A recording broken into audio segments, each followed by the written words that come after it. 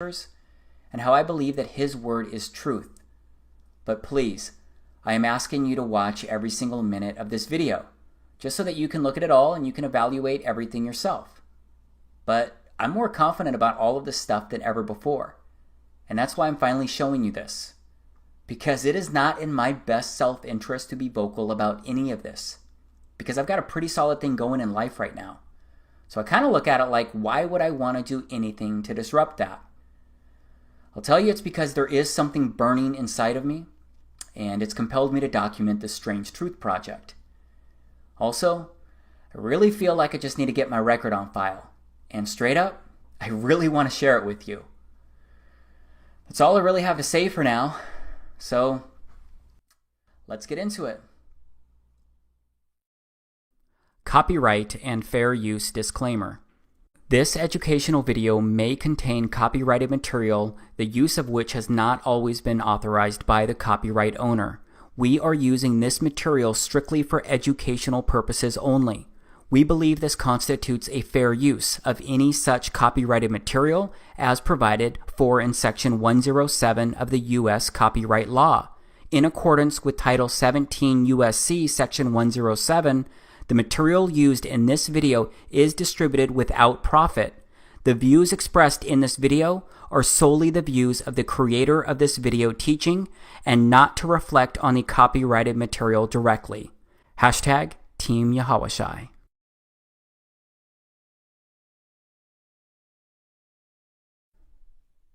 This is the moon as seen from Northern California. I used my Nikon Coolpix P900 to record this. It's actually pretty amazing how close I can zoom in on it. Just how clearly I can see it, even in the daylight. I can actually zoom in closer to craters to look at those if I wanted. Yeah, I've gotten pretty good at zooming in on this stuff in the sky. This is Jupiter. It's a planet, as I'm sure you've heard. It's one of the gas giants. I didn't really know very much about Jupiter or much about anything in outer space until I started recording the sky using my camera. But you can see this here. Jupiter looks really cool. It seems to have waves running through it, there's a flickering within it, and it looks a lot like a glowing light. This is Venus. Venus is the second planet from the Sun. It's the second brightest natural object in the night sky after the Moon.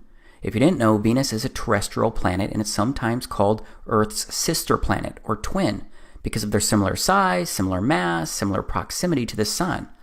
Here's Venus slowed down a bit. Venus seems to have waves running through it too. Venus isn't the only object in the sky that does this though. So let's look at a few stars.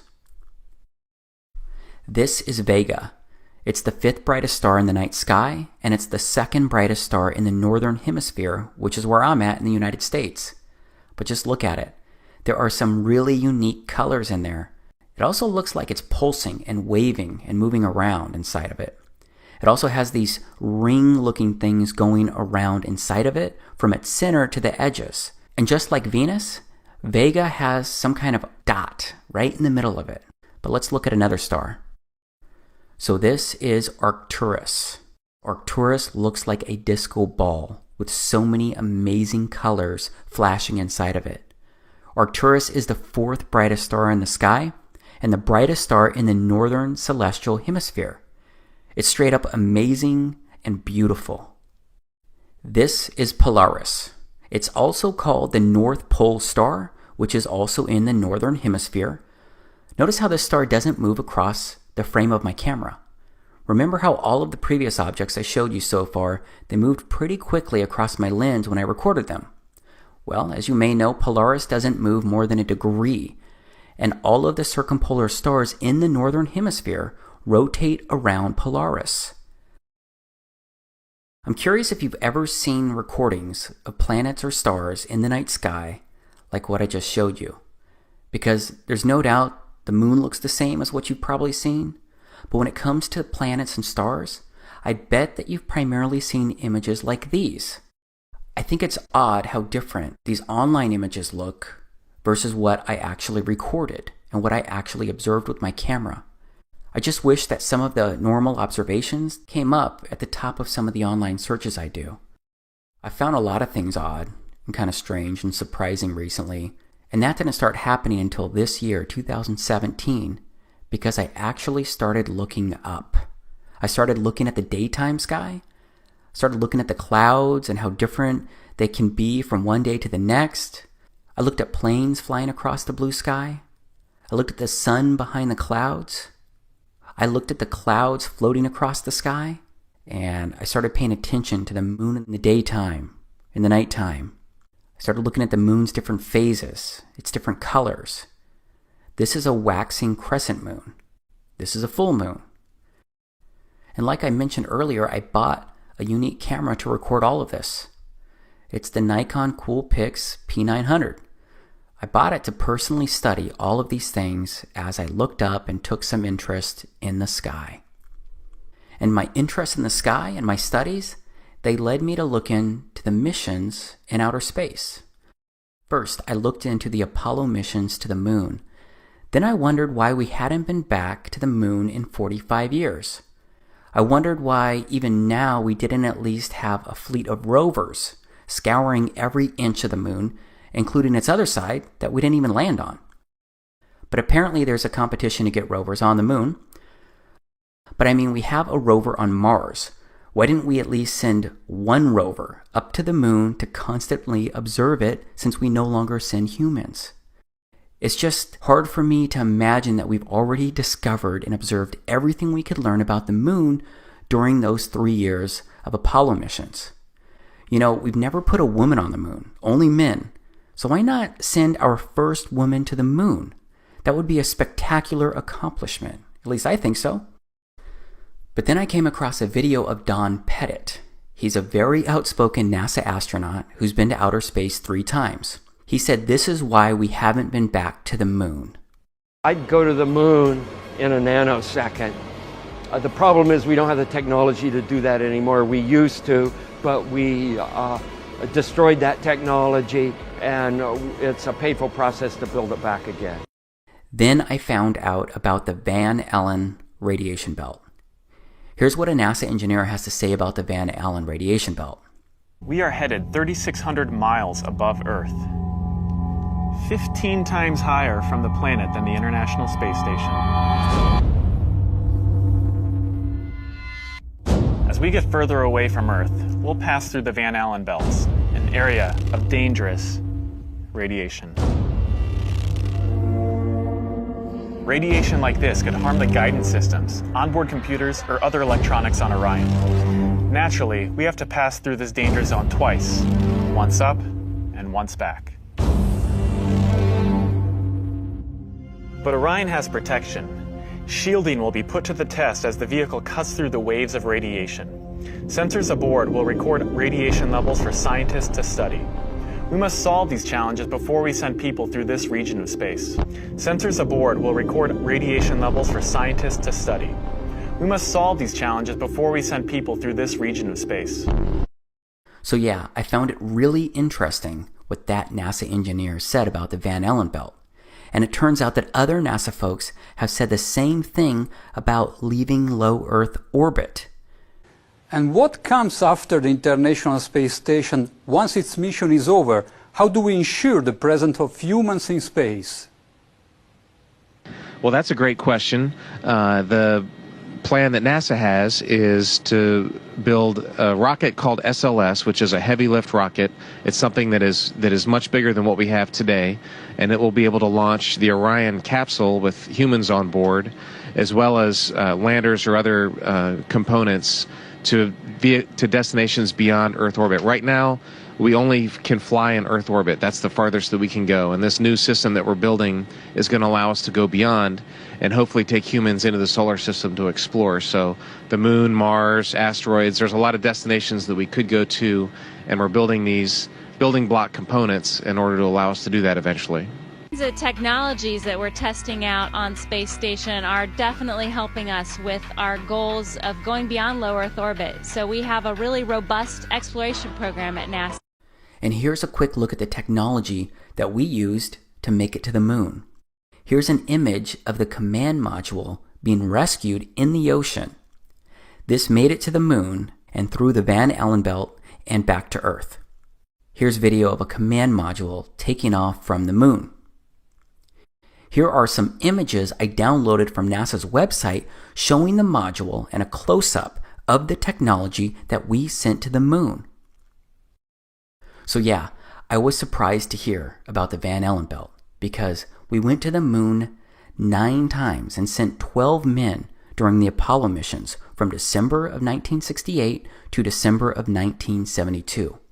I'm kind of a detail-oriented guy, so I wanted to learn more about all this because while I'm detail-oriented, I'm also pretty cynical and extremely curious about things that don't immediately click, but I got sidetracked during my research because I came across Neil deGrasse Tyson saying something kind of weird.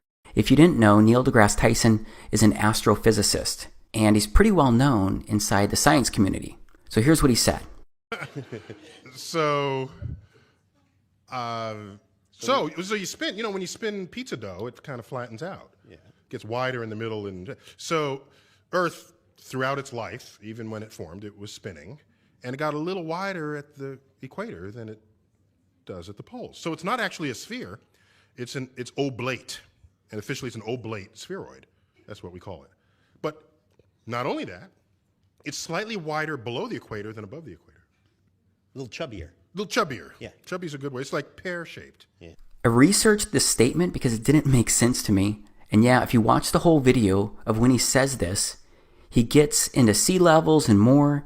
But I gotta tell you, he didn't mean the statement as a joke. But it still seems like a joke because who says the Earth is pear-shaped? Pretty odd, right? Either way, his statements and my research led me to download just more images and more videos from NASA's actual website. These are a few of their images of Earth that they took from space. And as I was downloading and researching photos and videos at NASA's website of our first moon landing, the Apollo 11 mission, I discovered something pretty crazy.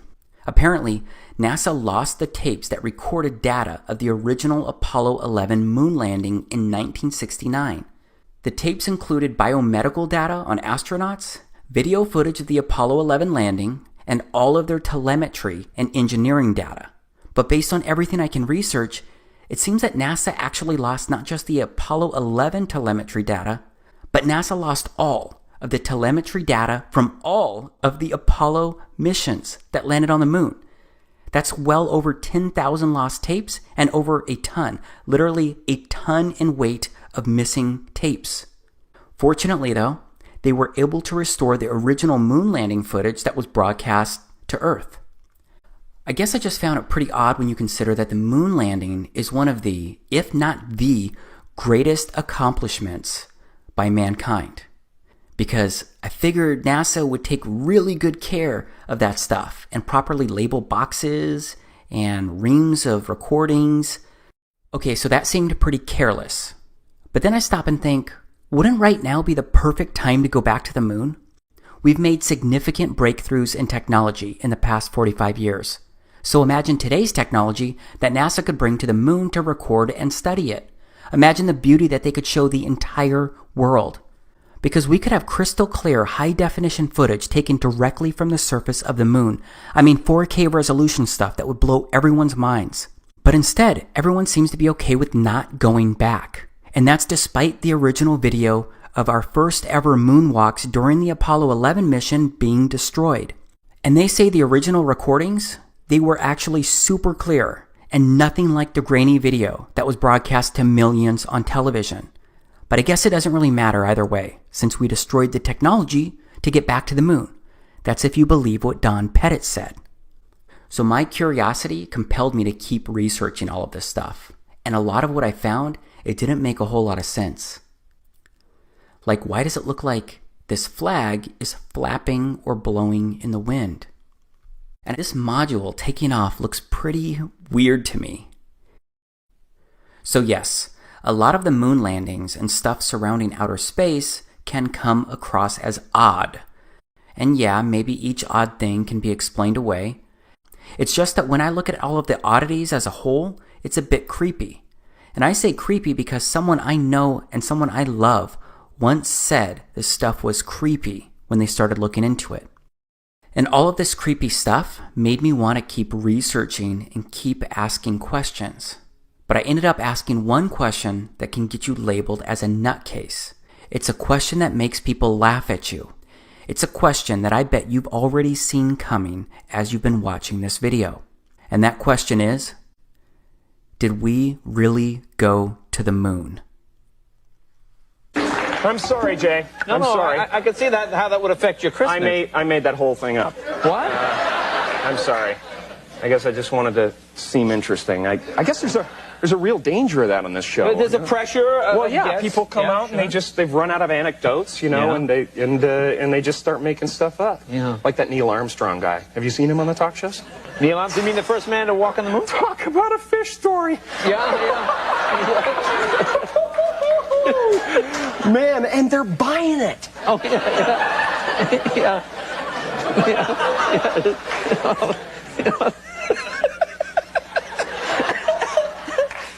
Yep, we all know that people get labeled crazy or get called conspiracy theorists for questioning the Apollo missions or if we ever went to the moon. But please stay with me here, okay? I promise that I've really given this a lot of thought, and I've considered how something like this could actually happen. And since we no longer send people to the moon, I started looking into other info and footage surrounding outer space. And I found some interesting things there too. This is Gemini 4 that was completed in June of 1965. That was well before the Apollo 11 mission. This is the first American spacewalk recorded using an 18mm lens camera. And it recorded at 6 frames per second. But straight up, this looks like stop motion video to me. Back to what's odd. And it's that I can't find any other video of astronauts turning their helmets. A turning helmet appears to be only happening during this first ever spacewalk. Because the thing is that my research showed that the helmets couldn't turn or swivel because they're fixed to an airtight ring base. And once the suit is pressurized, it all becomes extremely stiff. And I don't see the helmet turning again in any of the video for this spacewalk or any others. But there's a lot of footage available that's been taken from the International Space Station, the ISS. This is it here. Of course, a lot of live interviews and videos have been done and recorded from the ISS, and that's resulted in a lot of footage to look at. First, and this one's just kind of really funny to me, it turns out that there's a lot of weird-looking hair on the space station. It's like the hair is gelled or hairsprayed up, like straight up, and it's not supposed to move. Why not just let it flow and showcase its weightlessness? Maybe it would get in the way, but there are also ponytails and such, right? You look like you're in a studio, maybe in Omaha, Nebraska or something. The shot is so clear. Is this a hoax? Are you really in space still? See the hair? Okay, this is a good place to freeze for a moment and transition, because things go from questioning weird hair to deeper levels of strange. See the hair? I don't know. We're going to have to do something for you.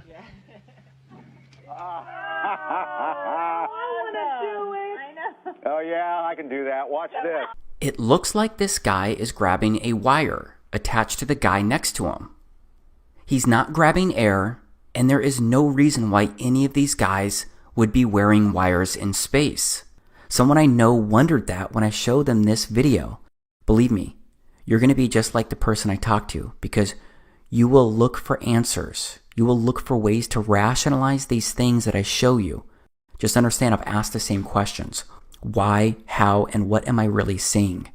This guy with the red shirt looks like his shirt is being pulled by a wire. There are lots of these instances out there that you can research, but it's not exclusive to the ISS. It also happened on the moon itself, and I'll show you that in a moment. But look at the guy in the middle of these men. He looks like he's actually wearing a harness. This was a live interview with Boise State, and look at how awkward this is. Look at this astronaut who turns with his back to us. Pay attention to his back heels. It seems like there may not be enough slack, so his heels stay off the ground. Okay, maybe that's hard for you to believe or see, but look at this awkwardness. This astronaut looks like he's being yanked up by a cable. So how does he get up like this on his own? I mean, the other astronaut did not pull him, but it looks like he was lifted by some external force outside of him, and it's not the guy next to him.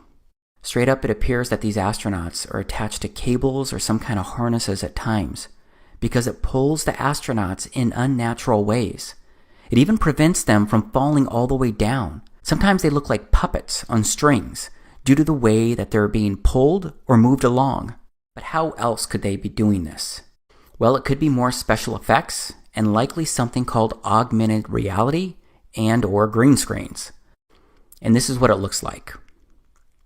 This is an actual video that NASA did. They meant to do this. This is an example of augmented reality. And then there are chroma key screens. So outside of green screens, there are also blue screens. And that's what you're seeing right here. You're seeing the former president being pushed through this NASA area, and behind him is Tim Peake, an astronaut, with what looks like a blue screen, a chroma key screen right behind him. And do you see the green ball? I mean, we can compare footage around that same time compared to what was caught on camera, and you can see it's the same background. It looks like the same deal. And I've only ever found one other video that's ever shown this same checkered blue screen. This is that one other video that I'm showing you right here. But how coincidental is it that they use this blue checkered background, which is extremely similar to ORAD virtual set technology? I mean, this is the kind of stuff you can do on a budget right here, this video. Now here's something else from the ISS. Look at this card floating. This is directly from NASA's YouTube channel. This card, it just doesn't look real. Is there an air conditioner on up there? I mean, look at it. It looks like they're doing everything they can not to laugh. Next, people say that the spacewalks may have been recorded underwater and not on the moon at all. Because, as you can see here, astronauts are definitely trained underwater. So a lot of folks believe that they may have faked the spacewalks by doing it underwater as well. And that seems to make a lot of sense when you study a lot of the spacewalk videos, because you're going to see what looks like a lot of bubbles going all these different directions. Who knows which direction the camera was actually pointing when these were recorded, but they look like air bubbles escaping maybe from underwater pools where some of these things were recorded or faked. Last, there are zero gravity planes. The only way right now that we can simulate the gravity on Moon, Mars, asteroids is parabolic flight. So yeah, there is likely hours of video of real weightlessness that people have experienced, but you can't do that all the time, so there needs to be other options, especially for the longer videos, like I showed before. Okay, this is a time-lapse video of Earth recorded from the ISS, but I want to step off the space station right now. I want to look at the Apollo 11 crew's first public appearance after returning from the moon.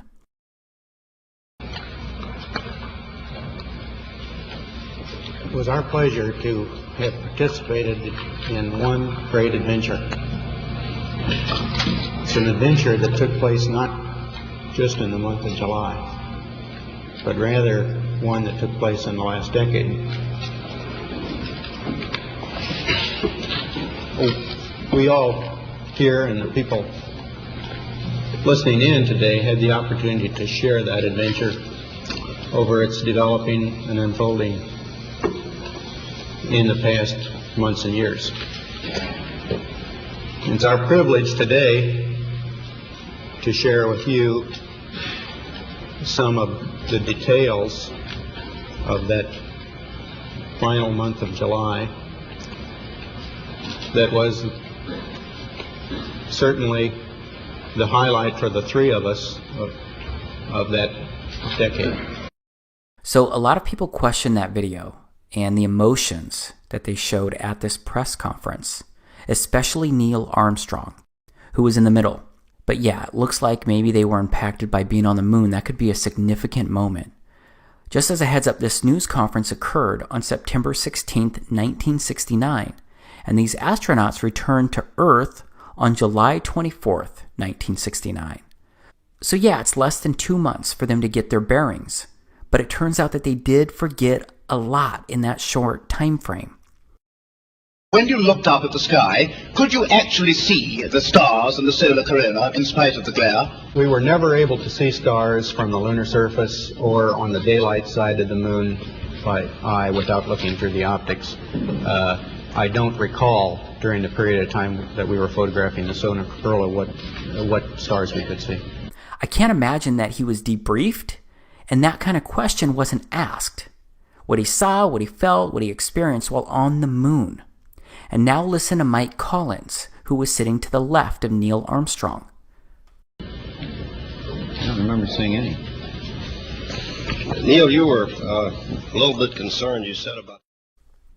So now Mike doesn't remember seeing any stars either. We have to remember that the reporter asked about them looking up at the sky and if they could see the stars based on the circumstances. So Mike Collins' answer has got to apply to his experience in the command module itself because he didn't walk on the moon or go down to its surface. But let's look again at Neil's response to what Mike said.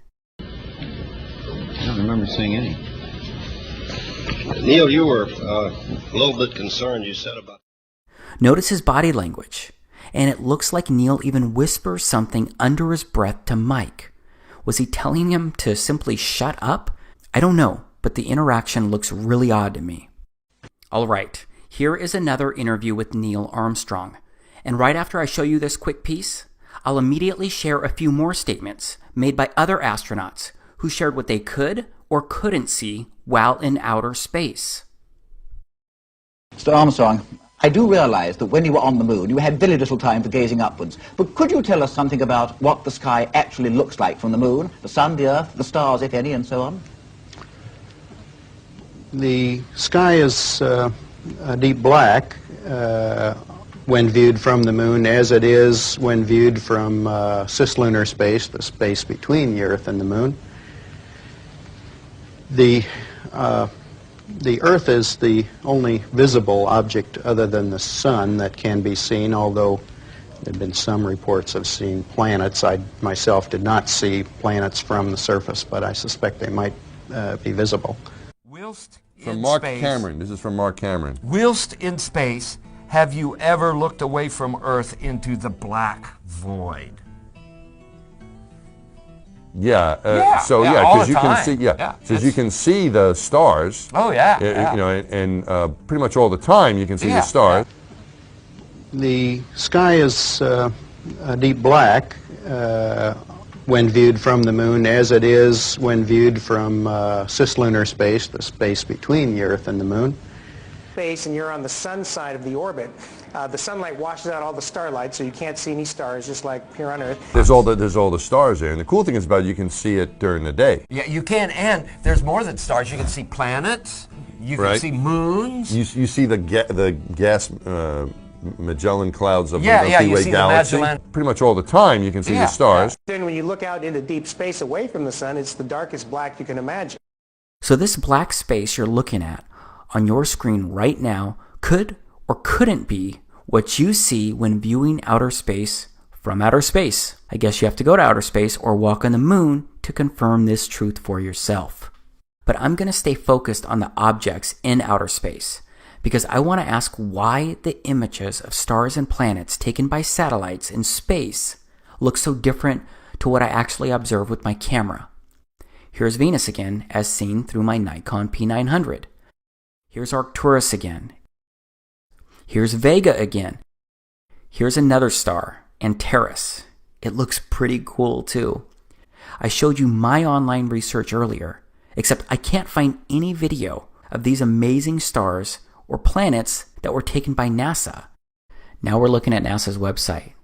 From 1 million miles away, NASA camera shows moon crossing face of Earth. It says a NASA camera aboard the Deep Space Climate Observatory Discover captured a unique view of the moon as it moved in front of the sunlit side of the Earth last month. The series of test images shows the fully illuminated dark side of the moon that is never visible from Earth. The images were captured by NASA's Earth Polychromatic Imaging Camera, EPIC, a 4-megapixel CCD camera and telescope on the Discover satellite orbiting 1 million miles from Earth. First off, that looks very similar to the same side of the moon that I look at. Be interested to know if it's identical. But here below it says, this animation features actual satellite images of the far side of the moon, illuminated by the sun as it crosses between the Discovery spacecraft's Earth polychromatic imaging camera EPIC and telescope. This is supposed to be the moon passing the Earth from 1 million miles away. So yes, at the same time, I'm criticizing and thinking that their video, their animation doesn't even look real. But I'm also still wondering why we just don't have more videos by NASA of outer space itself. But there are some recordings out there. There's the Cassini spacecraft out there near Saturn that recently plunged into Saturn. And then there is the Juno spacecraft observing Jupiter. But I'm sorry, all of these look like CGI images to me. They just don't look real. So these spacecraft are satellites, right? What about satellites in general? I looked up satellites online, and the satellites are all CGI or fake-looking images when I search them. That doesn't prove anything, but it's another place where primarily CGI images are found when you start researching this kind of stuff. And I do think there's a lot more CGI out there, because there's more stuff that just doesn't seem right when you start looking into it. Like the SpaceX missions. These are landings recorded by SpaceX and published by them. This is CRS-6. This is CRS-8. This is CRS-10. This is CRS-11. Again, this just doesn't look real to me. And how can a rocket steer a landing like this? These rockets are like huge, massive, heavy sticks, except they can rocket to the ground in reverse. They can take off right, re-enter, flip around, and come to the ground in reverse and land with this kind of crazy precision using these tiny little fins. They're not even fins. They don't have wings. So yeah, this is a lot that I'm showing you, a lot that I'm asking you to question. But that's because there's a rabbit hole of random things that just don't make sense, and they don't look real. And then there is a film positioning itself as a documentary called A Funny Thing Happened on the Way to the Moon. And while it looks like there's some disinformation in this video, it does address a few things that kind of make you think twice. It does seem to address some valid questions. Here's some video from it. The cost of the 3 moon rovers in 21st century currency? Nearly $60 million each, though they had fewer parts than a Jeep. Where was all this money going? Then there's the flag, blowing in the wind, at least twice, on the atmosphereless moon. Here the editor cuts to a still shot of the flag, just as the effect becomes noticeable. Here it is unchecked. This rare clip, attained decades ago, was never re-released with the inevitable increase in experience and scrutiny. To demonstrate 1/6 gravity, a bouncy, floaty feel to the astronauts' movements would be similarly achieved with relative simplicity. Slow motion. You are viewing the scenes as they aired more than 30 years ago. Now let's look at them with the speed doubled.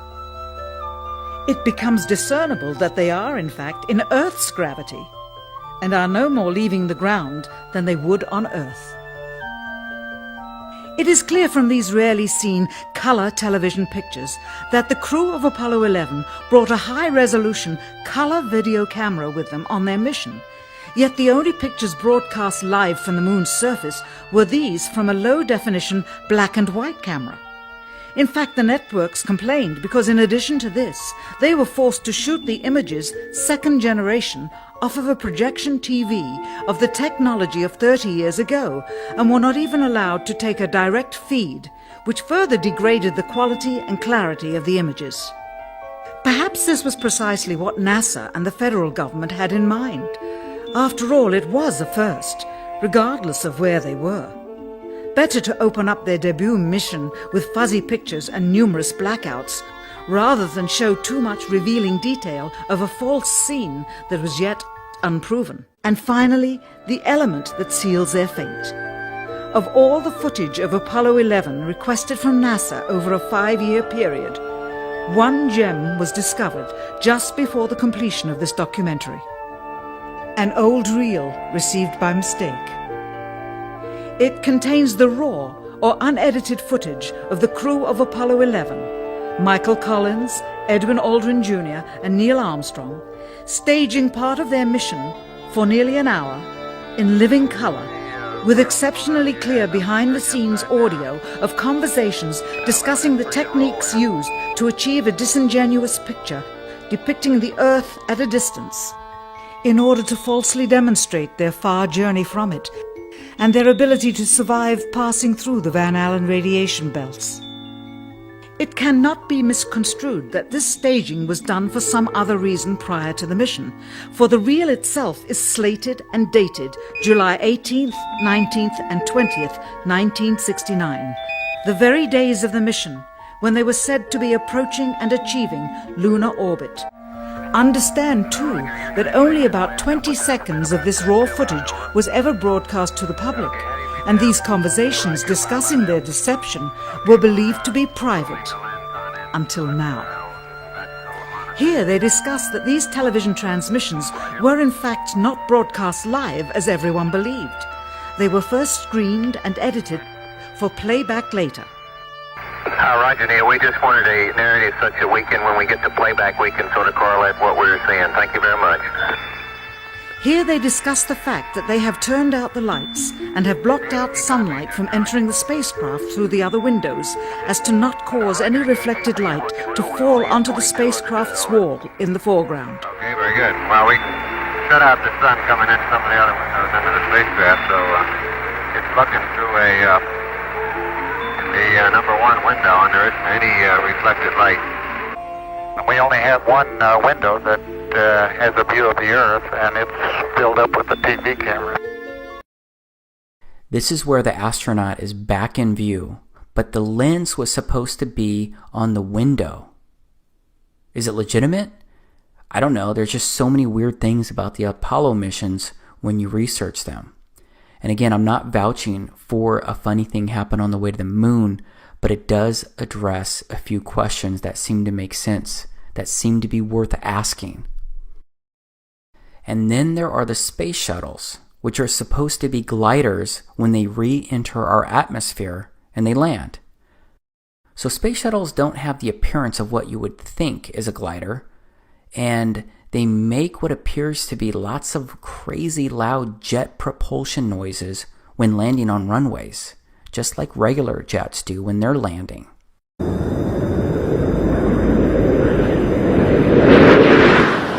Commander Charlie, Bob flaring up the shuttle's nose for landing, and so you can see the main gear of in place. And since we're talking about jet propulsion, let's go back to the moon for a moment, because some have pointed out how there's no crater underneath the lunar module landing. The jet propulsion would have likely created a crater, or at least some type of big marking from its landing. There isn't any dust anywhere though, not even on the legs or feet of the module. I would think that some kind of dust or rocks should have been blown around from the lunar module landing on the moon. Keep in mind that the module had a 10,000-pound thrust engine, except it seems to have left no disturbance underneath it. Also, Neil Armstrong is sitting on top of that engine when it's initially landing on the moon, but he's heard clear as day when they're landing. 60 seconds. Lights on. Forward. Forward. 40 feet down, 2.5. Picking up some dust. Great shadow. 4 forward, drifting to the right a little. 30 seconds. Forward. Contact light. Okay, engine stop. We copy you down, Eagle. Houston, Tranquility Base here. The Eagle has landed.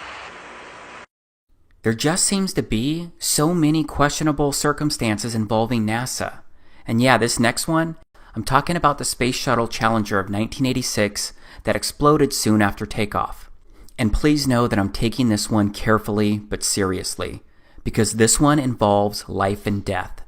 I just believe there are enough intriguing questions about the crew members on that exploding ship to touch on it here. Because 6 of the 7 crew members are considered alive by many people today, because there are 6 people living in the United States who closely resemble 6 original crew members from Challenger. The Challenger's commander was Francis Richard Scobie. Today there's a Richard Scobie who is CEO of a Chicago marketing company. These guys have some eerily similar features, like the same kind of wide-set eyes that both seem to be tilted in their corners. The pilot was Michael J. Smith, and there's another Michael J. Smith living today, a professor, and they seem to look the same. Same smiles, it looks like the same teeth inside those smiles, both have blue eyes, and more. One of the mission specialists was Ronald McNair. It turns out that he has a brother named Carl, who's living today, and they look like they could be twin brothers. Another mission specialist was Ellison Onizuka. He also has a lookalike brother still alive today, and his brother's name is Claude. Another mission specialist was Judith Resnick, and there's a Yale law professor with similar features and identical name living today. And then there was the teacher Sharon Krista McAuliffe. Well, there is a Syracuse professor named Sharon A. McAuliffe who looks a lot like the original crew member with the same first name and last name. Again, I do not take sharing this information lightly, because it is a serious thing when you question if people may have really died. So I don't know about this for sure. I just know that the odds seem pretty crazy that 6 of the 7 crew members have people living today with appropriately similar ages, nearly identical names, and strikingly similar features. And what about the fact that we're now planning to send humans to Mars, and we want to colonize it? So forget about inhabiting the moon, which would be way easier because it's way closer and we've already put people on the moon, but instead let's go inhabit Mars, which is much further away and way harder to get to. So everything I've shared so far, to me it's really bizarre and odd. Much of it doesn't add up, if you ask me, but still, many of you will find explanations. There's a lot of info out there, but based on what my eyes have seen, based on using my own personal logic, even if I wanted to eliminate half of the things I just showed you as untrue, I simply can't explain away the other half as untrue, because there is too much that just doesn't make sense in my head. But after looking over all of the information and evidence surrounding our explorations into outer space, the moon landings, and what science teaches me about it all, based on what I can actually observe and prove myself, I'm now at the point where I don't believe we ever went to the moon. I don't believe we've gone to outer space in the way that they tell us. I don't believe an International Space Station is orbiting the Earth. I don't believe it's possible. And there are many more extremely compelling reasons why I believe this, beyond the limited information that I've presented so far here. Of course, I promise to show you much more here, but I want to pause before moving on, because this information may be new to you, and that can make it hard to believe or even consider. You may be laughing at me right now, or wondering when Dave lost his mind and went full conspiracy theorist. I used to think that it was crazy before I started researching all of this. But what if it was possible? What if what you've been told was not the truth? Or maybe it was full of half-truths? Would it be the first time that someone lied to you? Would it be the first time that your government lied to you? It's easy for me to say that, especially when you may be thinking the opposite. But no matter what, I'm the one making these claims, so I need to present more information to show how all of the pieces could fit. So please just stay with me here, because we've barely touched the first layer of how odd and bizarre things may really be.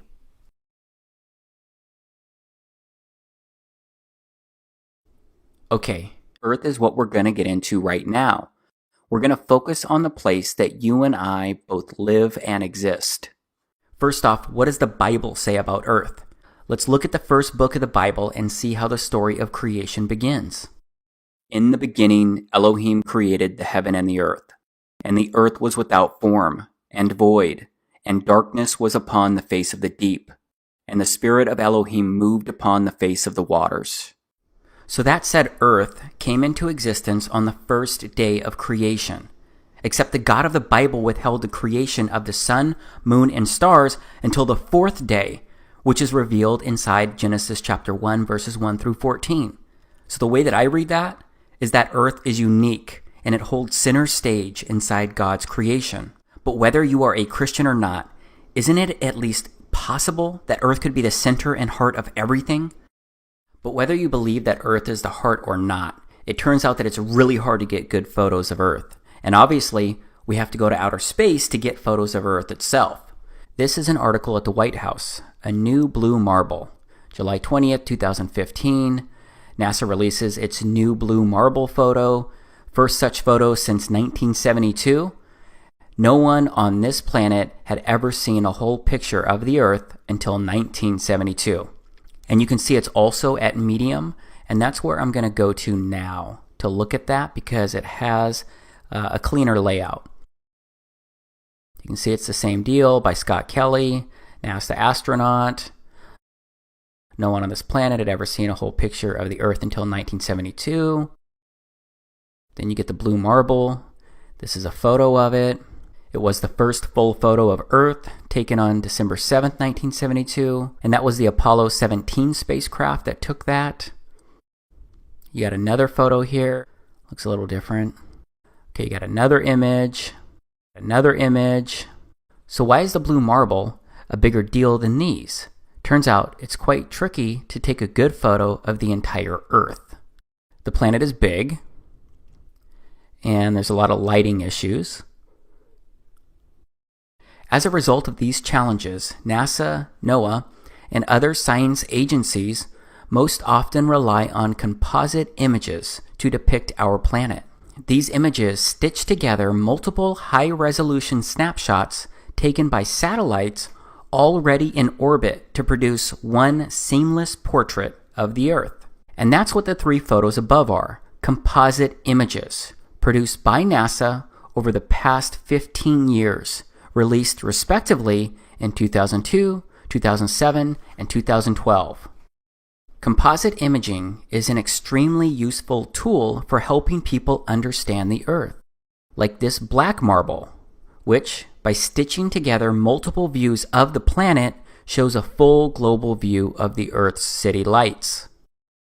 That's why today I am excited to see that NASA has released its new blue marble, the first of many more to come later this year. The blue marble is the first fully illuminated snapshot of the Earth captured by the Discover satellite. It looks like it's a joint NASA, NOAA, and U.S. Air Force mission. And there's a guy who's famous for doing these composite images and manipulating data and putting it all together.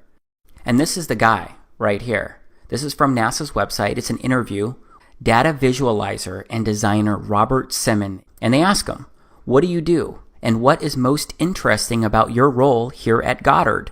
How do you help support Goddard's mission? And he says, my role is to make imagery from Earth sciences data. I turn data into pictures. I look for new interesting events that NASA satellites have seen or that are hidden in the latest data to find anything interesting that shows off NASA's unique capabilities. Finding things is the fun part. I rely on engineers and scientists to produce the data. Okay, they ask him, what is the coolest thing you've ever done as part of your job at Goddard? And he says, the last time anyone took a photograph from above low Earth orbit that showed an entire hemisphere, one side of a globe, was in 1972 during Apollo 17. He also says by 2002, we finally had enough data to make a snapshot of the entire Earth. So we did. The hard part was creating a flat map of the Earth's surface with 4 months of satellite data. Rito Stockley, now at the Swiss Federal Office of Meteorology and Climatology, did much of this work. Then we wrapped the flat map around a ball. My part was integrating the surface, clouds, and oceans to match people's expectations of how Earth looks from space. That became the famous blue marble. Okay, I know I already touched on this earlier, but I just keep wondering. Why doesn't NASA just deploy a rover to the moon, equipped with a camera at least comparable to my Nikon P900? Then they would have it on the moon's surface all the time. Because they could take continuous images of the entire Earth throughout the different seasons and months. They could zoom in on continents and islands, and maybe even more, like I do of the moon from here on Earth. Wouldn't you get good and accurate images with that approach? Wouldn't that make sense? But instead, they have a data visualizer / designer who compiles all of the different data, and then that data gets stitched together by that person. But let's just step back again. And I'd like to review the Science 101, some of the basics surrounding the Earth, the Sun, and the solar system. I'm talking about the basic info that we're all taught about Earth, the Sun, and the solar system, and how they all move and work. First, the Earth rotates eastward around an invisible line known as its axis. And I've actually got some video of the Earth spinning provided by NASA. This is an official video by NASA of the Earth spinning. It was captured over a 25-hour period. It is really, really hard to see any of the continents in this video. I guess it was just too cloudy for those 25 hours. Okay, now I'm looking at live science. How fast does Earth move? As passengers on Earth, we are all carried around the sun at a mean velocity of 66,600 miles per hour. Add that dizzying notion to the fact that we are spinning at the equator at a 1,000 miles per hour clip, an action that caused the planet to bulge outward. Of course, these velocities are relative to the sun and to the poles, respectively. Okay, how fast is Earth moving? Let's look at that again. As an Earthling, it's easy to believe that we're standing still. After all, we don't feel any movement in our surroundings. But when you look at the sky, you see evidence that we are moving. Okay, how fast are we spinning?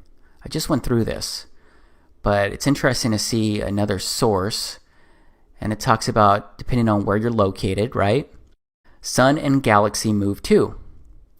To blow your mind even more, the sun has an orbit of its own in the Milky Way. The sun is about 25,000 light years from the center of the galaxy, and the Milky Way is thought to be about 100,000 light years across. We are thought to be about halfway out from the center, according to Stanford University. The sun and the solar system appear to be moving at 200 kilometers per second, or at an average speed of over 500,000 miles per hour.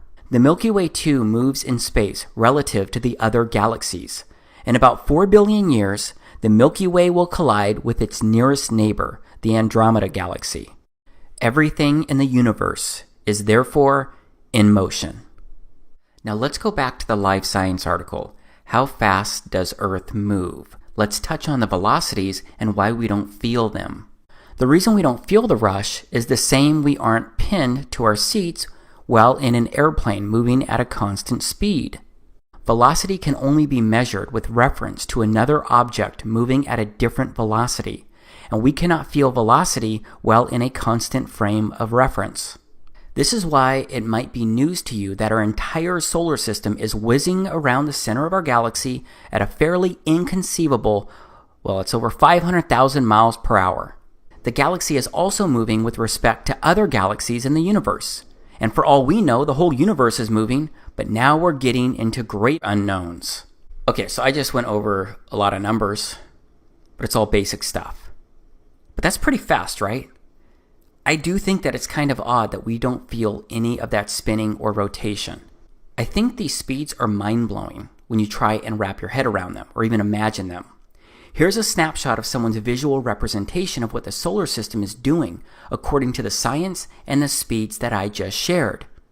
I think it's pretty wild when you just stop and look at this and think about it, because we're just flying through space. We're just a big rock moving around with other big objects. I do find it interesting that we're taught all of this as fact, except there are a lot of great unknowns, and all we have are primarily CGI videos and composite images to look at and review. And if you aren't picking up what I'm putting down, then let me be really blunt here. I don't believe this visual representation is accurate. I believe something else could be true. And it's all based on the foundation that we never went to the moon. It's all based on the belief that we have not explored outer space. Because I do not think outer space exists as we've been taught. As a result, I believe something else when it comes to Earth, this place that we live on. And now it's time for me to share what I believe. It's something that may compel you to give me a hat made out of tinfoil. This may also compel you to laugh at me again, maybe even more than when I shared my belief that we've never been to the moon. My statement may compel you to shut off this video right now, but please, I am asking you to just keep watching until the end of it. And yes, I recognize that this is going to sound very out there when you hear me say it. You're going to ask a lot of questions immediately. You're going to wonder what my claim would look like if it was true or even possible. But if you know me, you know that I am an over-researcher. You know that I'm the kind of guy who needs to understand how all of the pieces fit. So please, just know that I will begin to help make sense of it all and share lots of information immediately after I make my statement, or better yet, after I pose my question. Okay, here is my question. What if the Earth was flat? No, I am not kidding. Most people imagine something like this when they hear flat Earth. But my research shows it's nothing like this here, because there's no edge that people can fall off. It doesn't really look different than anywhere you've ever visited on the Earth. Again, I know this is an out there statement, but I promise I will provide detailed information on how this could work and what it could look like. I'll also share a map with a full breakdown. But before I go there, I need to go over some really important reasons why the spinning globe Earth model that we've been taught has issues. It may be stuff that you've questioned before, and it probably includes stuff you haven't considered. Yes, we're looking at this again. For all of my fellow Christians, just think about this visual representation in regards to the story of creation, and consider how just moments ago I shared Genesis 1 and how Earth came into existence on the first day of creation. I mentioned how the God of the Bible withheld the creation of the sun, moon, and stars until the fourth day. So if Yahweh created the sun on the fourth day, then what was the Earth rotating around for 3 days prior?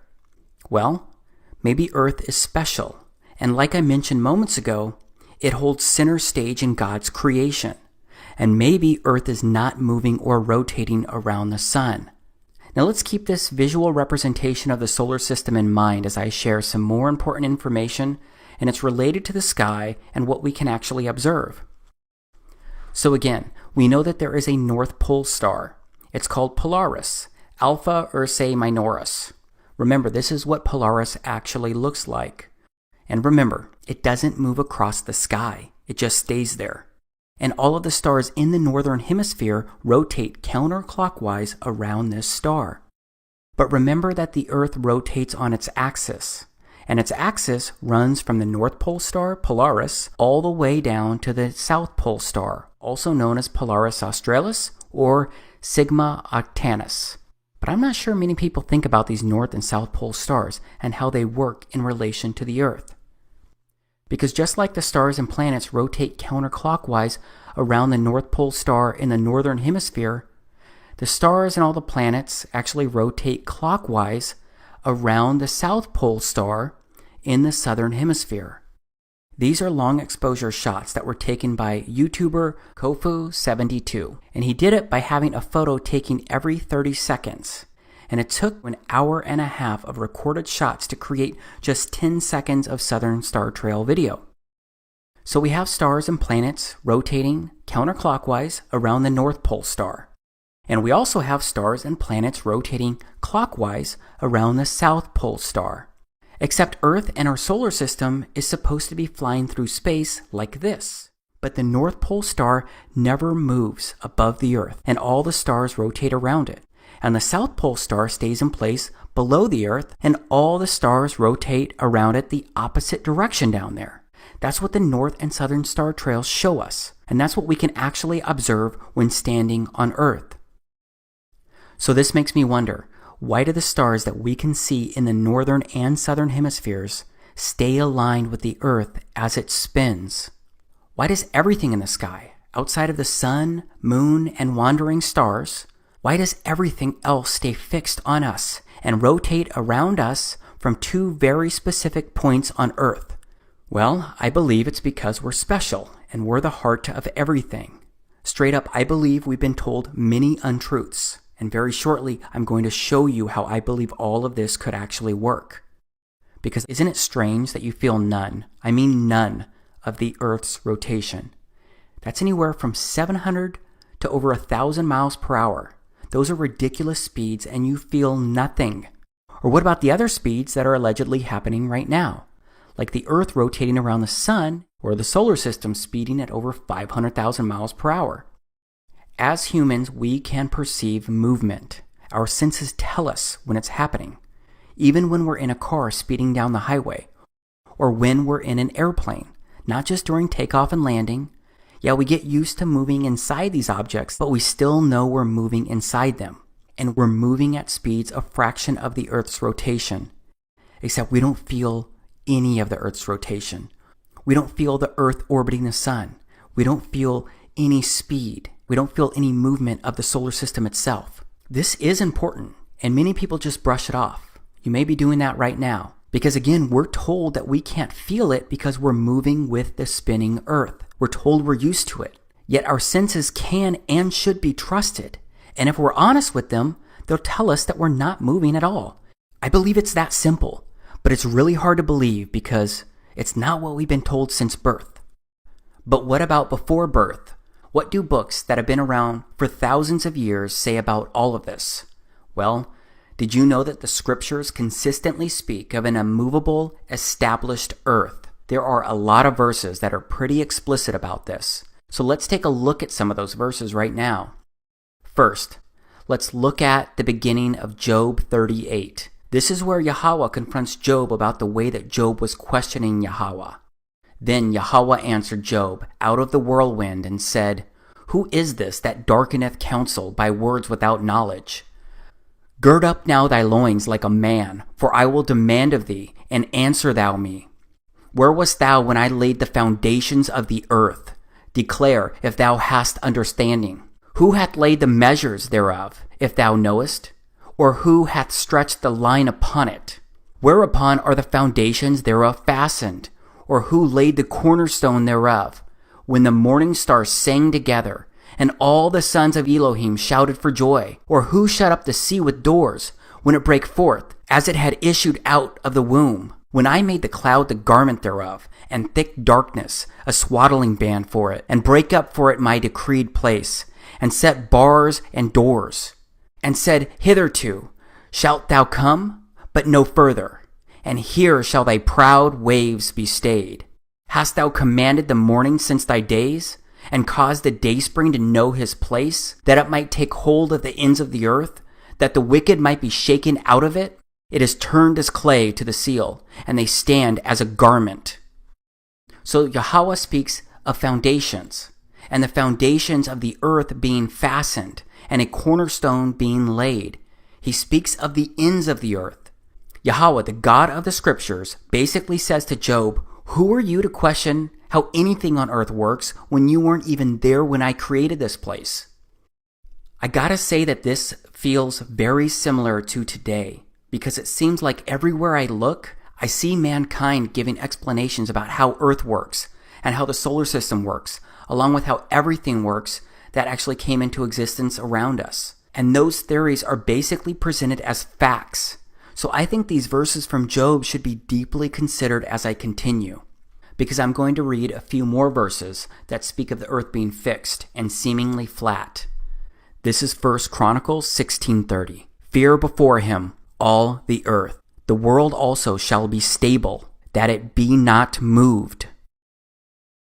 This is Psalms 93:1. Yahweh reigneth. He is clothed with majesty. Yahweh is clothed with strength. Wherewith he hath girded himself.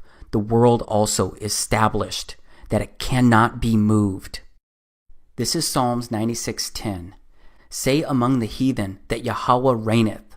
The world also shall be established, that it shall not be moved. He shall judge the people righteously.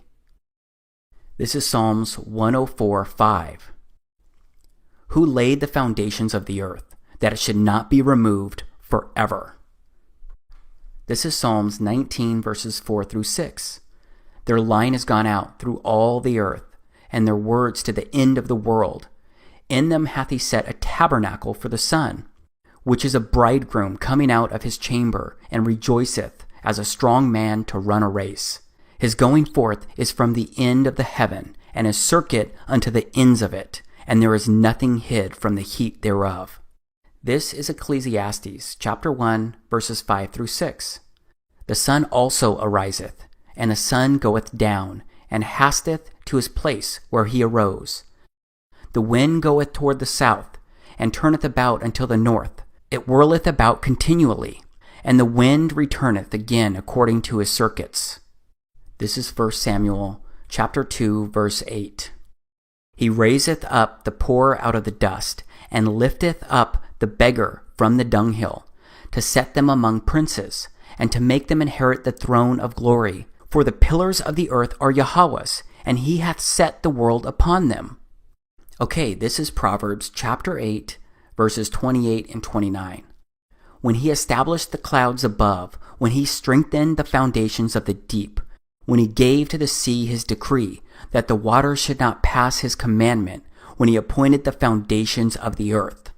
And this is Isaiah chapter 48, verse 13. My hand also hath laid the foundation of the earth, and my right hand hath spanned the heavens. When I call unto them, they stand up together. So it seems like the scriptures keep saying that the earth is established, it has foundations, it is on pillars, and also that it's the sun going up and down on his circuits that he created. But as I keep emphasizing, we're taught that the earth is constantly moving, spinning around, and that the earth is flying through space, and it's orbiting the sun, and that the universe is constantly expanding. But the Bible says the earth does not move from its pillars and foundation. I cannot find it anywhere in the scriptures where it says that the earth is round or spinning or moving.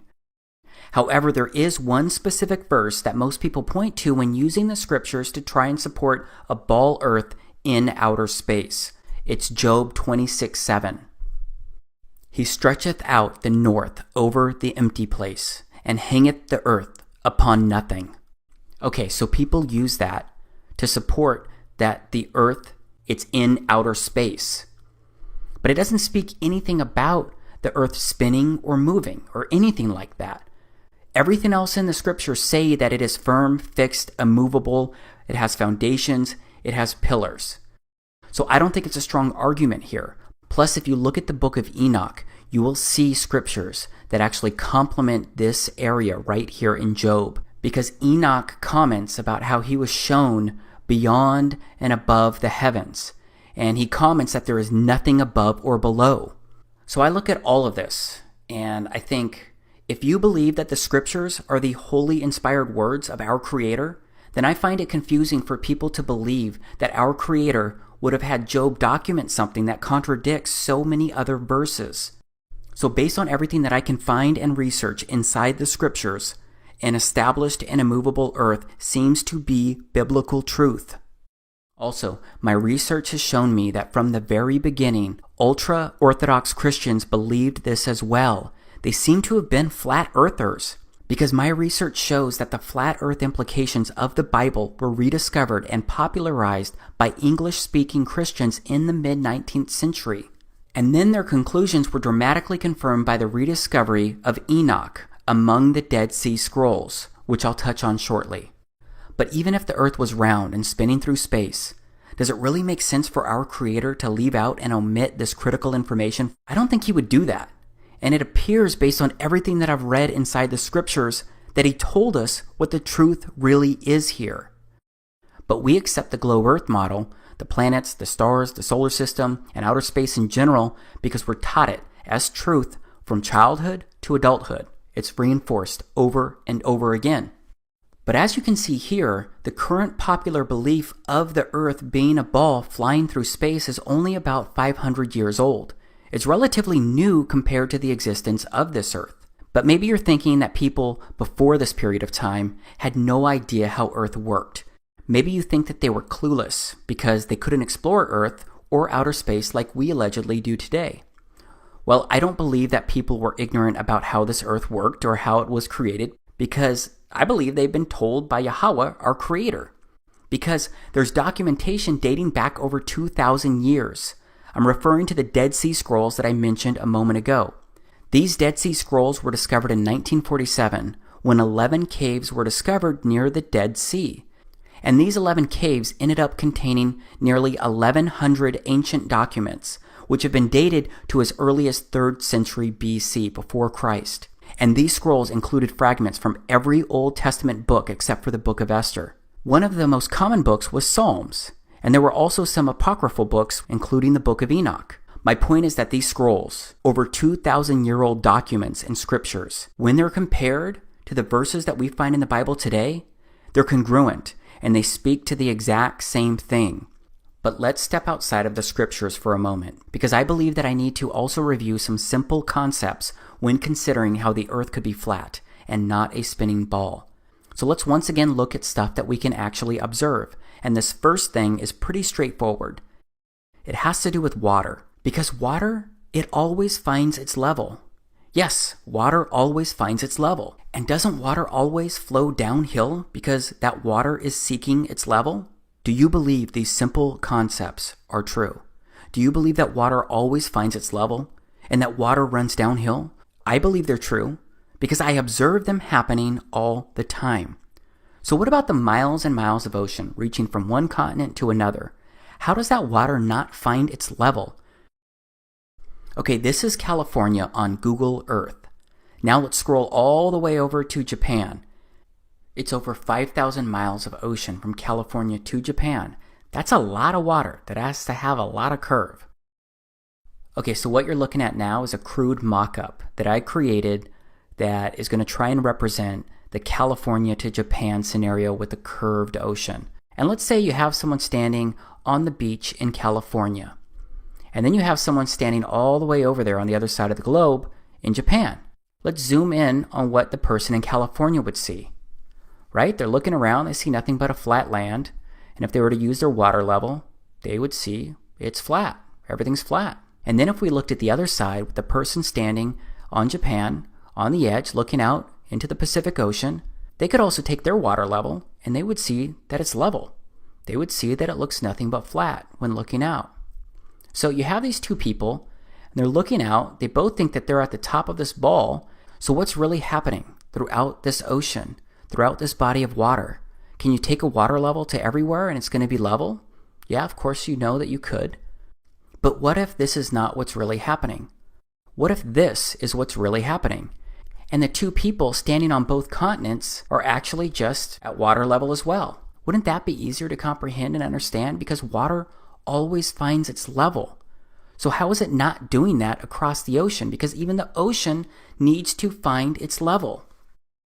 I think this concept of water finding its level is a really big deal. I'm going to ask you to please do not discount this. And when it comes to water always finding its level, I've actually got a couple friends who are doing a world record water level test. Their names are Ronnie Harris and Jason Laufenberg. They run their own YouTube channels, but also run a shared channel at Beyond Flat Earth. And while I don't agree with everything that they've ever shared, we do agree on a whole lot, especially the Earth being flat. And I'm grateful to them because they've helped me discover and research so much. So they're going to do a world record water level test, which I'm fully supporting. It's going to be pretty simple with a total of 3 miles worth of hoses. Obviously, it's going to have some water, a surveyor, and a bit more. So just go to YouTube and search World Record Water Level Test to learn more about it or even support it. Now let's keep moving along because I want to talk about gravity. Because we're told that gravity is what makes much of this happen, right? And gravity must exist and it must be true for the ball Earth to exist. So what do we know about gravity? Well, here's what one of the most popular leaders in science says about gravity. What is gravity? I have no idea. Okay, next question. Wow. No, here's the difference. We can describe gravity. We can say what it does to other things. We can measure it, predict with it. But when you start asking, like, what it is, I don't know. So to say, what is it? I think Einstein, in an Einsteinian answer, we would say gravity is the curvature of space and time. And objects will follow the curvature of space-time, and we interpret that as a force of gravity. That's probably the best answer I can give to a what is gravity question, or why is there gravity. That's the best I can do there. I think that's a good start. And I can also say that Einstein noted that matter tells space how to curve, space tells matter how to move. Okay, are you confused yet? Apparently, I need to be an astrophysicist to understand or attempt to explain gravity. But if you zoomed in on the Earth from outer space and looked at the edge of the Earth, then you could see some really interesting stuff. You would see people standing sideways or even upside down. You would see mountains with the water rushing in startling directions. Remember, NASA could have and could still show us these types of videos by having a camera like mine on the surface of the moon. They could easily zoom in on the side of the Earth like I zoom in on the side of the moon. Then they could show mountains and more on their sides or even upside down. So yeah, I've tried to wrap my head around gravity. Maybe my brain is just too simple to try and understand it though. Especially when I picture it working the way it's supposed to work all around the Earth. Because this is literally how it would look. Water flowing upside down. People standing upside down. Except we all picture ourselves upright on top of the ball Earth. Everyone always imagines they're standing at the top of the ball. But not everyone can be standing at the top of the ball, right? And it turns out that there are other explanations surrounding gravity. So I'd like to show you some of that right now. Alright, so this is a balloon filled with half helium and half air. It's not going anywhere, it's not going up or down. It is just floating. So gravity, it holds people, buildings, and these miles and miles of oceans that I mentioned earlier. All of it gets held to the Earth's surface because of gravity. But it can't actually pull down this balloon that's filled with half helium and half air. And then what about this balloon that just floats off into the air? But then what about these balloons? They just go straight up as well. Gravity is not pulling on these. So it seems that gravity is not very consistent. These are a few more examples of things being dropped, obviously into water, and how they're reacting. And then this video continues to actually share how the buoyant force is the opposite of density, and that it's density that causes objects to fall, and not gravity pulling these objects down. Here are some more examples. But let's move beyond gravity for a moment, okay? Because I want to go back to the concept of water always finding its level. When I was going over this earlier, I basically said that there's no curvature on Earth.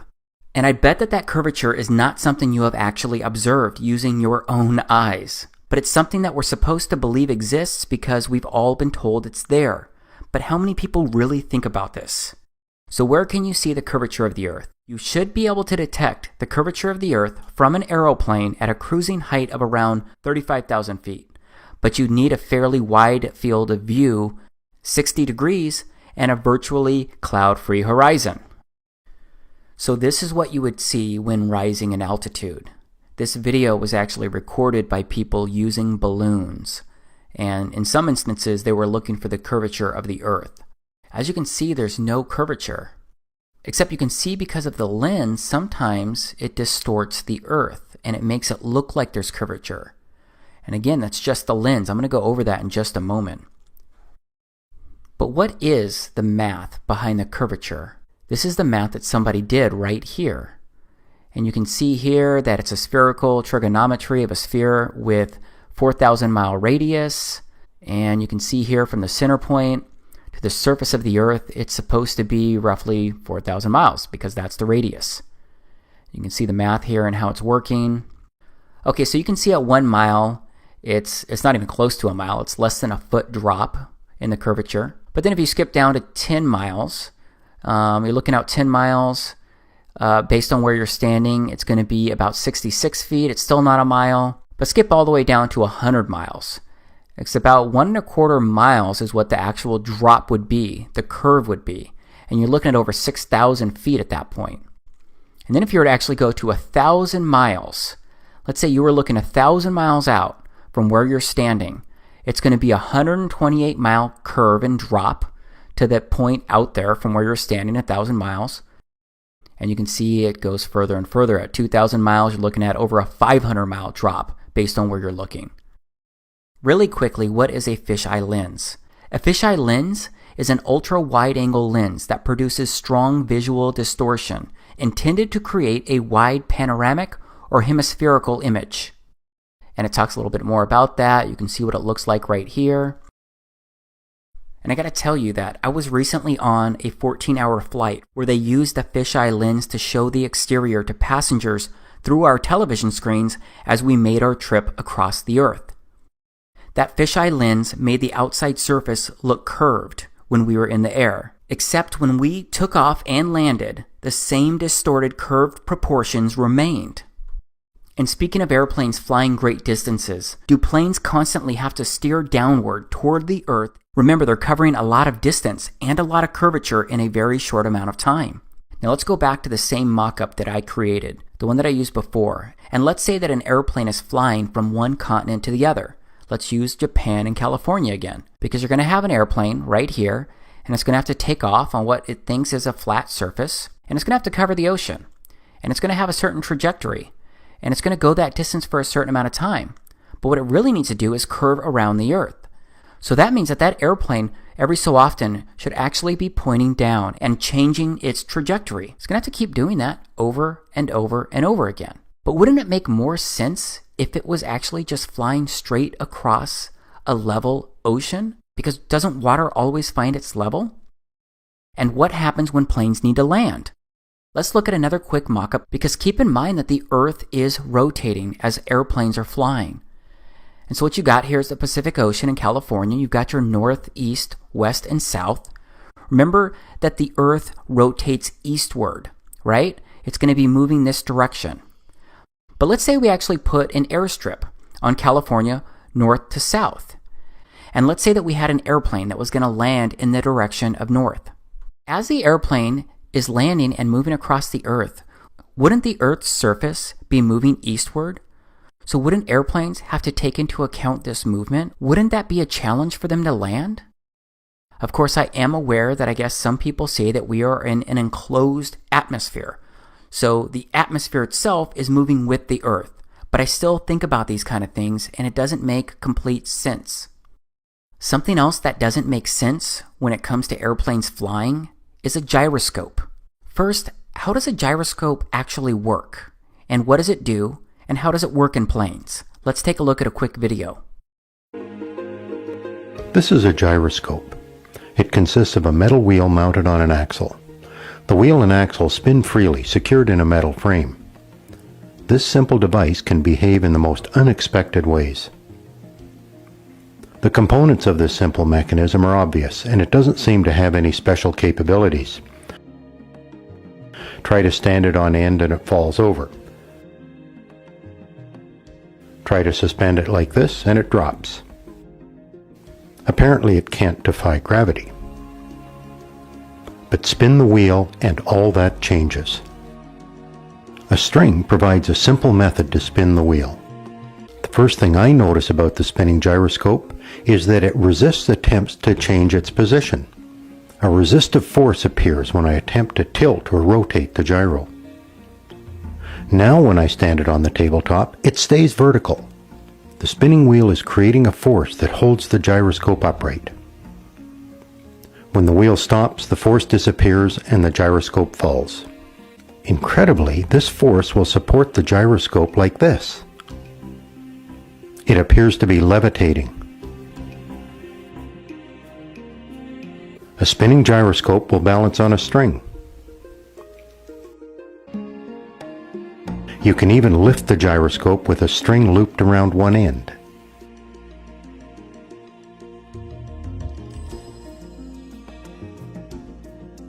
This interesting behavior is difficult to explain.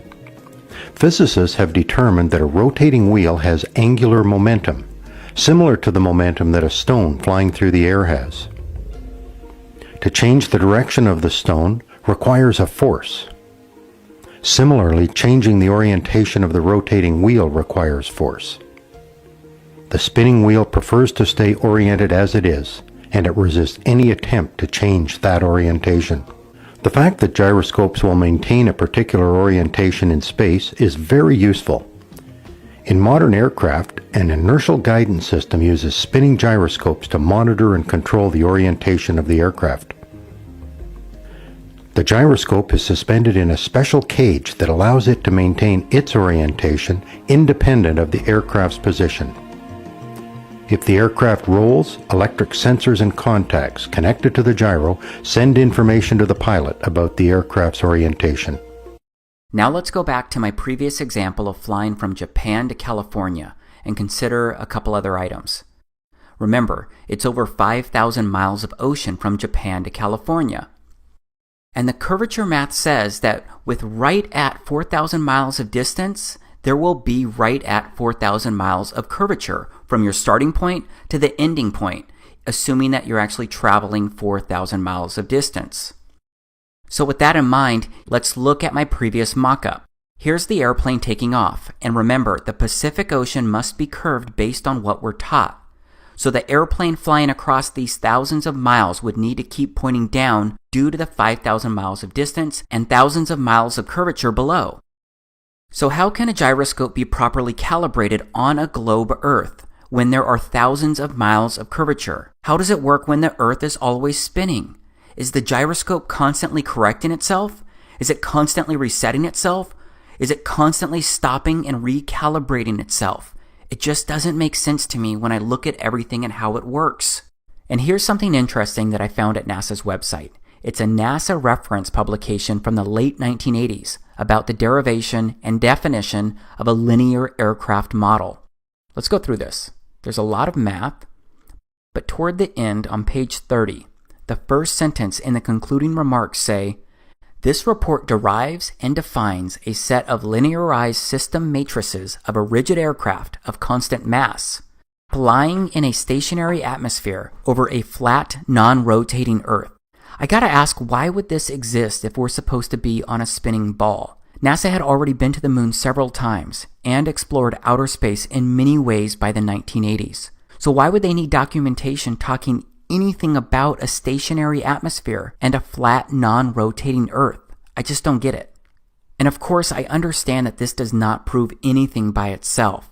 There are just so many things out there that when combined, they create a convergence of strangeness that makes your head spin like the Earth is supposed to be spinning. So yeah, all of this stuff is strange because whenever I look out a car, all I see is a flat horizon. And whenever I look out a plane's window, all I see is a flat horizon. Everywhere I look, I see a straight or flat horizon. The Earth appears flat to me based on everything that I can actually observe.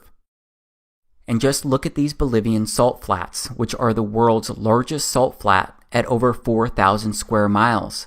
It has an extraordinary flatness, with the average elevation variations within about 3 feet over the entire area. And it seems as if stuff isn't really dropping down at a curve, out of our view of distance either. Because to me it seems like we can only see a few miles out, and then things start to get hazy, unless you go higher. Because when you go higher in altitude, that's when your circle of view increases, and you can see further out. Except based on the Earth's curvature using this math, the land should start dropping from wherever you're standing on a ball Earth. Even if you're looking 40 miles out, there should be at least 1,000-foot decline due to the curvature, even if it's a small gradual decline for only a mile. No matter what, the math says that the Earth must curve downward, and that means that things farthest out should be dropping or slanting off toward the distance, but videos like these and so many more out there contradict what I'm told is supposed to happen on a ball Earth when I'm observing the distance and objects at the edge of my circle of view. Again, the horizon always rises to the eye level of the observer based on how high or low you are. But as you go further up in the air, you can always see further out into the distance. Okay, I've got just one more quick thing to show you before we move on to the next part. I'd like to ask if you've ever thought about 3D modeling, or video games, or virtual reality programs in general. Because whenever someone is showing you and portraying Earth's reality inside 3D modeling or video games or virtual reality, don't they always use flat surfaces and straight and flat horizons? Yes, they use a flat plane environment when presenting you with a simulated Earth. Everything is presented as flat. They don't show curvature or simulate a constantly moving Earth. This is something else to think about and consider. I know that I'm proposing some really challenging views here, so before I continue, I want to pause. Because right now your mindset probably remains in one of two gears. The first could be that you're still somewhat open to the possibilities of what I've shown you up to this point, but you have a lot of questions about everything, or maybe at least most of it. The second gear could be that you're still disappointed in what I'm sharing, and maybe you're rejecting and discounting most or all of what I'm saying. And maybe you're thinking that I may have truly lost my mind, and those thoughts confuse or upset you, because you're sitting there wondering how I could be open to believing these things. Here's what I'd say to both camps either way. Believe me, I know what I'm sharing here is strange, to say the least. Again, this was not easy for me to consider. That's why I've done my own research into everything that I've shown you so far. That's what led me to research the even stranger things that I'm gonna show next. But no matter what, whether you're questioning everything or open to anything, I have a feeling that you want me to show you what a flat Earth could actually look like and what it would take for it to actually work, right? Well, that's exactly what I'm going to focus on next. And this next part may end up being the hardest thing for you to consider, process, or accept.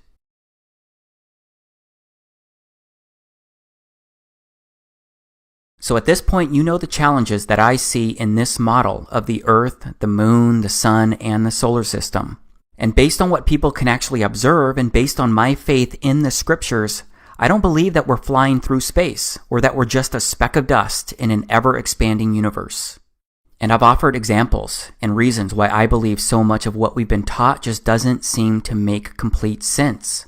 Except I've challenged you to consider that the Earth could be flat. And because of that, I've promised to show you how a flat Earth could actually work and what it could look like. And I'm going to do that here inside this part. But in order to show you that viewpoint, I need to reveal something else regarding this unique place that we all live. Because this something else is a foundational element for a flat Earth to be possible. And that means that things are going to stay strange. Because I'm going to tell you something that you may find even more out there than a fake moon landing. This may be interpreted as more out there than the Earth being flat. Because here's where I tell you that based on everything I've researched and everything I've discovered so far and everything that I've been able to observe up until this point, it appears that we are living in a simulation. How do you think will virtual reality tie in the future of transportation which you are working on? Thank you. Well, maybe we're in a simulation right now. Yeah.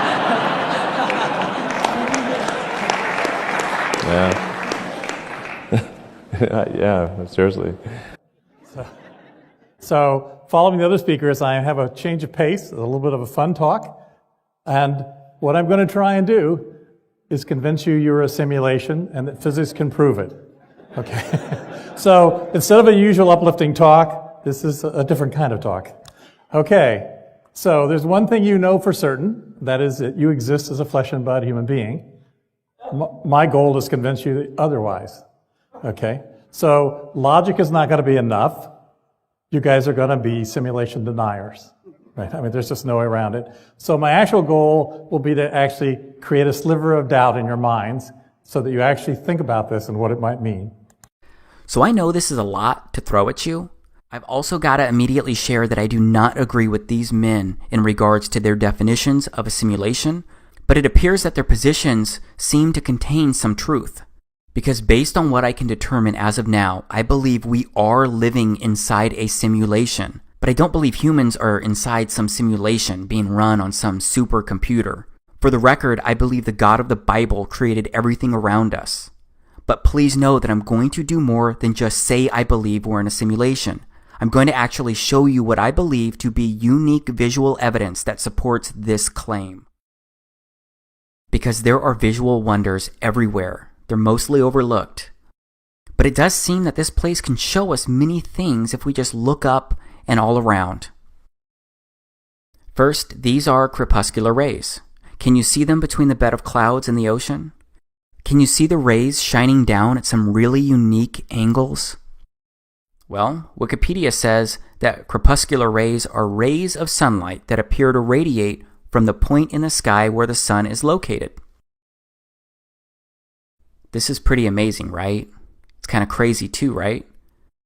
Dave from Enslaved by Media recorded this, and I'm going to also intertwine a lot of other footage. But can anyone tell me how a sun that's supposed to be 93 million miles away can create rays of light that go through the clouds at these angles? Do you know how close the sun would need to be to create these angles that we're looking at here? I bet you'll find lots of complicated scientific explanations out there about atmospheric optics and more. But those answers don't make much sense when you think about what we've been taught with the way light moves and travels, and what it would take to create these angles. And please know that these crepuscular rays happen to people all over the Earth, at different longitudes and latitudes, different seasons, different times of the day when the sun is around them. Now let's stay in the clouds for a bit, because my buddy Mike from Flat Earth Photography, he recorded this. Look at these shadows.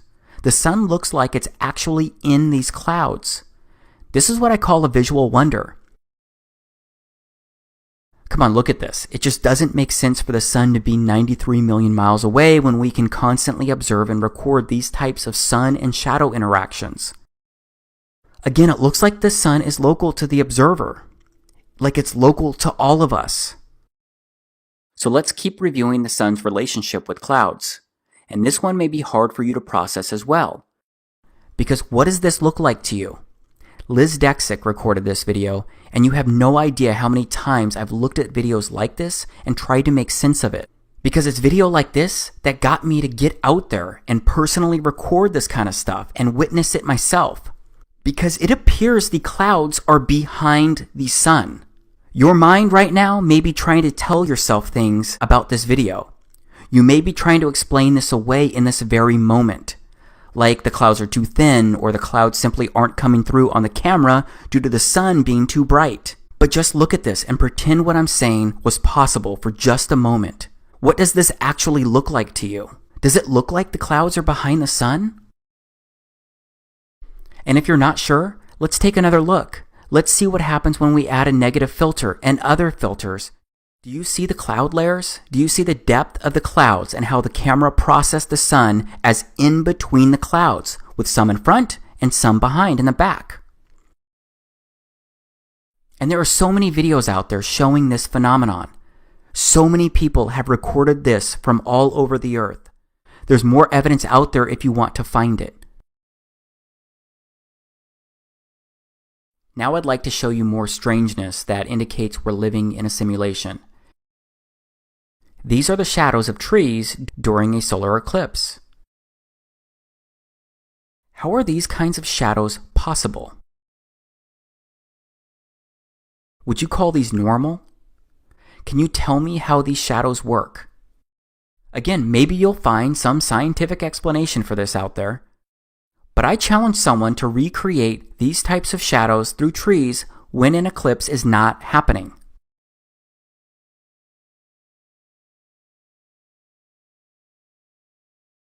And then there are also shadow bands that occur during solar eclipses. These are also strange and also interesting, and they've been captured all over the Earth during solar eclipses as well. Straight up, it certainly seems that solar eclipses are special, unique events. But how does a solar eclipse really work? Because we all know that the sun and moon are always moving across the sky, right? So just stop for a moment and think about how the sun and the moon need to basically stand still and stop in unison for a solar eclipse to work.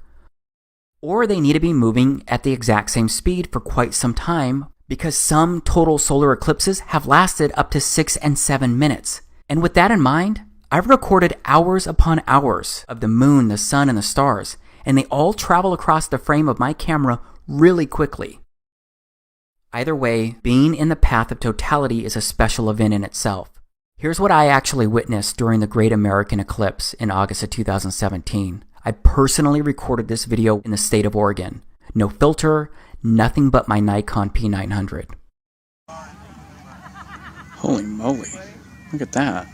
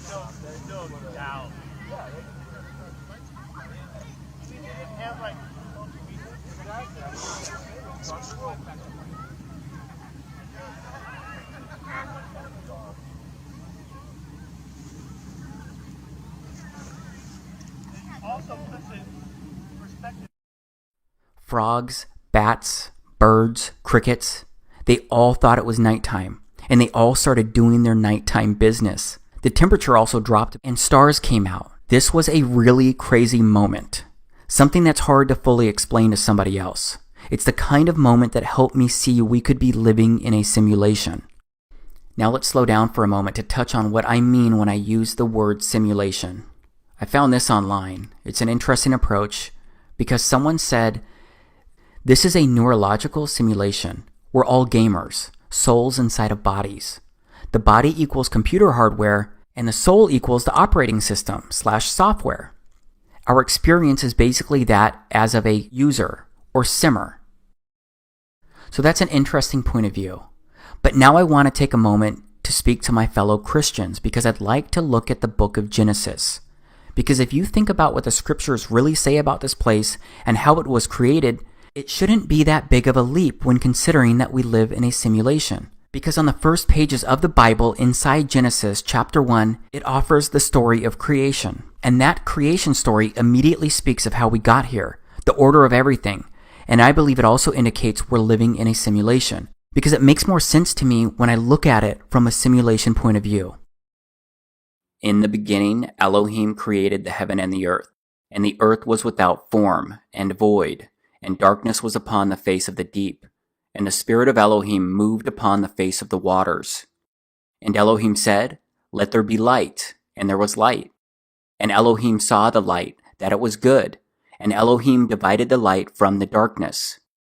And Elohim called the light day, and the darkness he called night, and the evening and the morning were the first day. Okay, so that's day 1 of creation. It says the God of the Bible created the heaven and the earth. The sun and moon did not exist here on day 1. The sun and moon weren't created and added until the 4th day of creation. So let's go to verse 14 and start reading. And Elohim said, Let there be lights in the firmament of the heaven to divide the day from the night, and let them be for signs, and for seasons, and for days, and years. And let them be for lights in the firmament of the heaven to give light upon the earth. And it was so. And Elohim made 2 great lights, the greater light to rule the day, and the lesser light to rule the night. He made the stars also. And Elohim set them in the firmament of the heaven to give light upon the earth, and to rule over the day and over the night, and to divide the light from the darkness. And Elohim saw that it was good. And the evening and the morning were the 4th day. Okay, so that's day 4 of the creation story inside Genesis. If you're a Christian and believe the scriptures and believe his word is the truth, then I'm going to ask you to please consider that this clearly states that light and darkness, day and night, evening and morning, were created and existed before the 2 great lights, the sun and the moon. I believe these words are truth. Yes, there are parables and parabolic language inside the scriptures, but based on everything that I know, Genesis chapter 1, this portion is not intended as a parable. It is the Creator's story of the order in which he put everything here inside this place we live and exist. And think about what else was said here inside Genesis. It said that the sun and the moon were both great lights. The greater light is the sun, and the lesser light is the moon. That means the sun's light is not reflecting off the moon. That means the moon is its own standalone light source. The moon is just the lesser light. Yeah, I know these sound like bizarre claims that I'm making, especially when compared to what you and I have been taught and what's widely accepted. But I wouldn't be suggesting these alternative strange truths if I didn't think there was real merit in them. Now let's consider something else. Because if you're open to this created place not being a spinning ball, and you can come to grips with the possibility that the earth could be a flat plane, then all you have to do is look up to reach the possibility that you're living inside a simulation. Because when you look up, you will see that the sun on any given day during and near solar noon is always above you personally. But no matter what, the sun is always within your circle of sight during daytime. But it's like that for everyone on Earth. So that means the sun doesn't seem to be a physical object hanging up there. I think it's something else. And I think that something else that I could actually wrap my head around is that the sun is local. So let's be really clear here. I'm saying the sun and the moon are traveling on the Creator's circuit, and the sun and moon are being personally rendered to you, the observer. Because you are the center of your simulation. You are the avatar seeing your sun and moon. The sun and moon seem to be objects being rendered to each person inside the simulation which we all share and live in. I believe this is why we can all see crepuscular rays. I believe this is why we can all see the sun appearing inside of clouds. I believe this is why we can all see clouds behind the sun. And I believe that this is why we can also see clouds behind the moon. So as of now, I certainly do not think that the sun or the moon are round balls floating in space. And that's why I don't believe the moon is a physical object that we can actually reach by aircraft either. And when it comes to the stars, it seems the stars have been mapped across the entire sky of the Earth, and they cover all of the land that we can travel across inside this simulation, from the North Pole star to the South Pole star. And that's what I'm going to review next, the land that we live on, Earth. Because it is finally time for me to show you a visual representation of how a flat Earth, the sun, the moon, the stars, and everything could actually look, at least based on everything I've researched so far. And do you remember when I shared earlier how there are many half-truths out there? Well, I need you to recognize that when you research the term flat Earth, you'll find a lot of explanations, and the truth often ends up being buried among disinformation. So I want to first show you the popular flat Earth model. It's a half-truth. Half-true in the sense that I believe it's true that the Earth is flat, but it's untrue that this is what it really looks like. So the popular flat Earth model, it uses an azimuthal equidistant projection, or what I'll call an AE map from here out. And this is a visual representation of the popular flat Earth model using the AE map. Unfortunately, when I realized that the Earth could be flat, this was the model that I found being promoted by nearly everyone. And this map says that there is only one pole star, and it's above the center of everything, and there's a dome over this enclosed environment that we live. It also says that Antarctica surrounds our oceans and continents. It basically says that Antarctica is an ice ring wall around the flat Earth. And the promoters of this AE map also say that the sun and moon are only about 3,000 miles away and that they're both doing circles above us. But I've discovered that that's impossible. It can't be happening because the sunrise and sunset declinations prove circling suns and moons to be impossible, especially in the southern hemisphere. Every single person on this earth who has a compass can verify this model is impossible due to the sunrise and sunsets. But I'll admit I fell for this popular flat earth model, and I'm not proud of that. But it turns out there are some compelling reasons to fall for it. First, most people are looking for answers when they discover that the earth could be flat, and they often accept the first model presented. So many people don't keep researching, and that means that many people don't test things about this AE map because they assume the person presenting it already did all of that legwork. So those people don't ever confirm simple things like the impossibility of the sunrise and sunset declinations on this AE map. Also, the promoters of this AE map often point to movies as evidence that it's true, because why else would it be in the background of so many movies? They also point out how the United Nations uses this AE map. And this is an interesting one because there's also something called the Antarctic Treaty System. This treaty includes 50 plus major nations, and it prevents civilians like you and me from simply visiting and checking out Antarctica. Wikipedia says, the main objective of the Antarctic Treaty is to ensure in the interests of all humankind that Antarctica shall continue forever to be used exclusively for peaceful purposes and shall not become the scene or object of international discord. And the popular flat earth model promoters say that we're not allowed to visit Antarctica because it's really an outer ice ring that would expose the earth as flat. Obviously, I don't agree with that, and I don't really know why this treaty exists other than what I just shared from Wikipedia. But I know the popular flat earth model does not work, because if their model was true, then we would have a 24-hour sun and a 24-hour moon. Yes, the sun and the moon would never actually set inside their model. Instead, what they claim is that the sun and moon are simply going further away from you, and it's perspective that makes them look like they're setting below a horizon. I'm sorry, but that's not what I've actually observed using my camera. Plus, there's like no video of a 24-hour sun or moon anywhere online. Yeah, you'll probably be able to find a couple videos trying to support that. Just be aware that they're all either out of focus or straight up doctored videos. And this is one of the newest models being promoted by some popular flat earth folks on YouTube. This model doesn't work for many of the same reasons, and it also no longer makes the earth flat.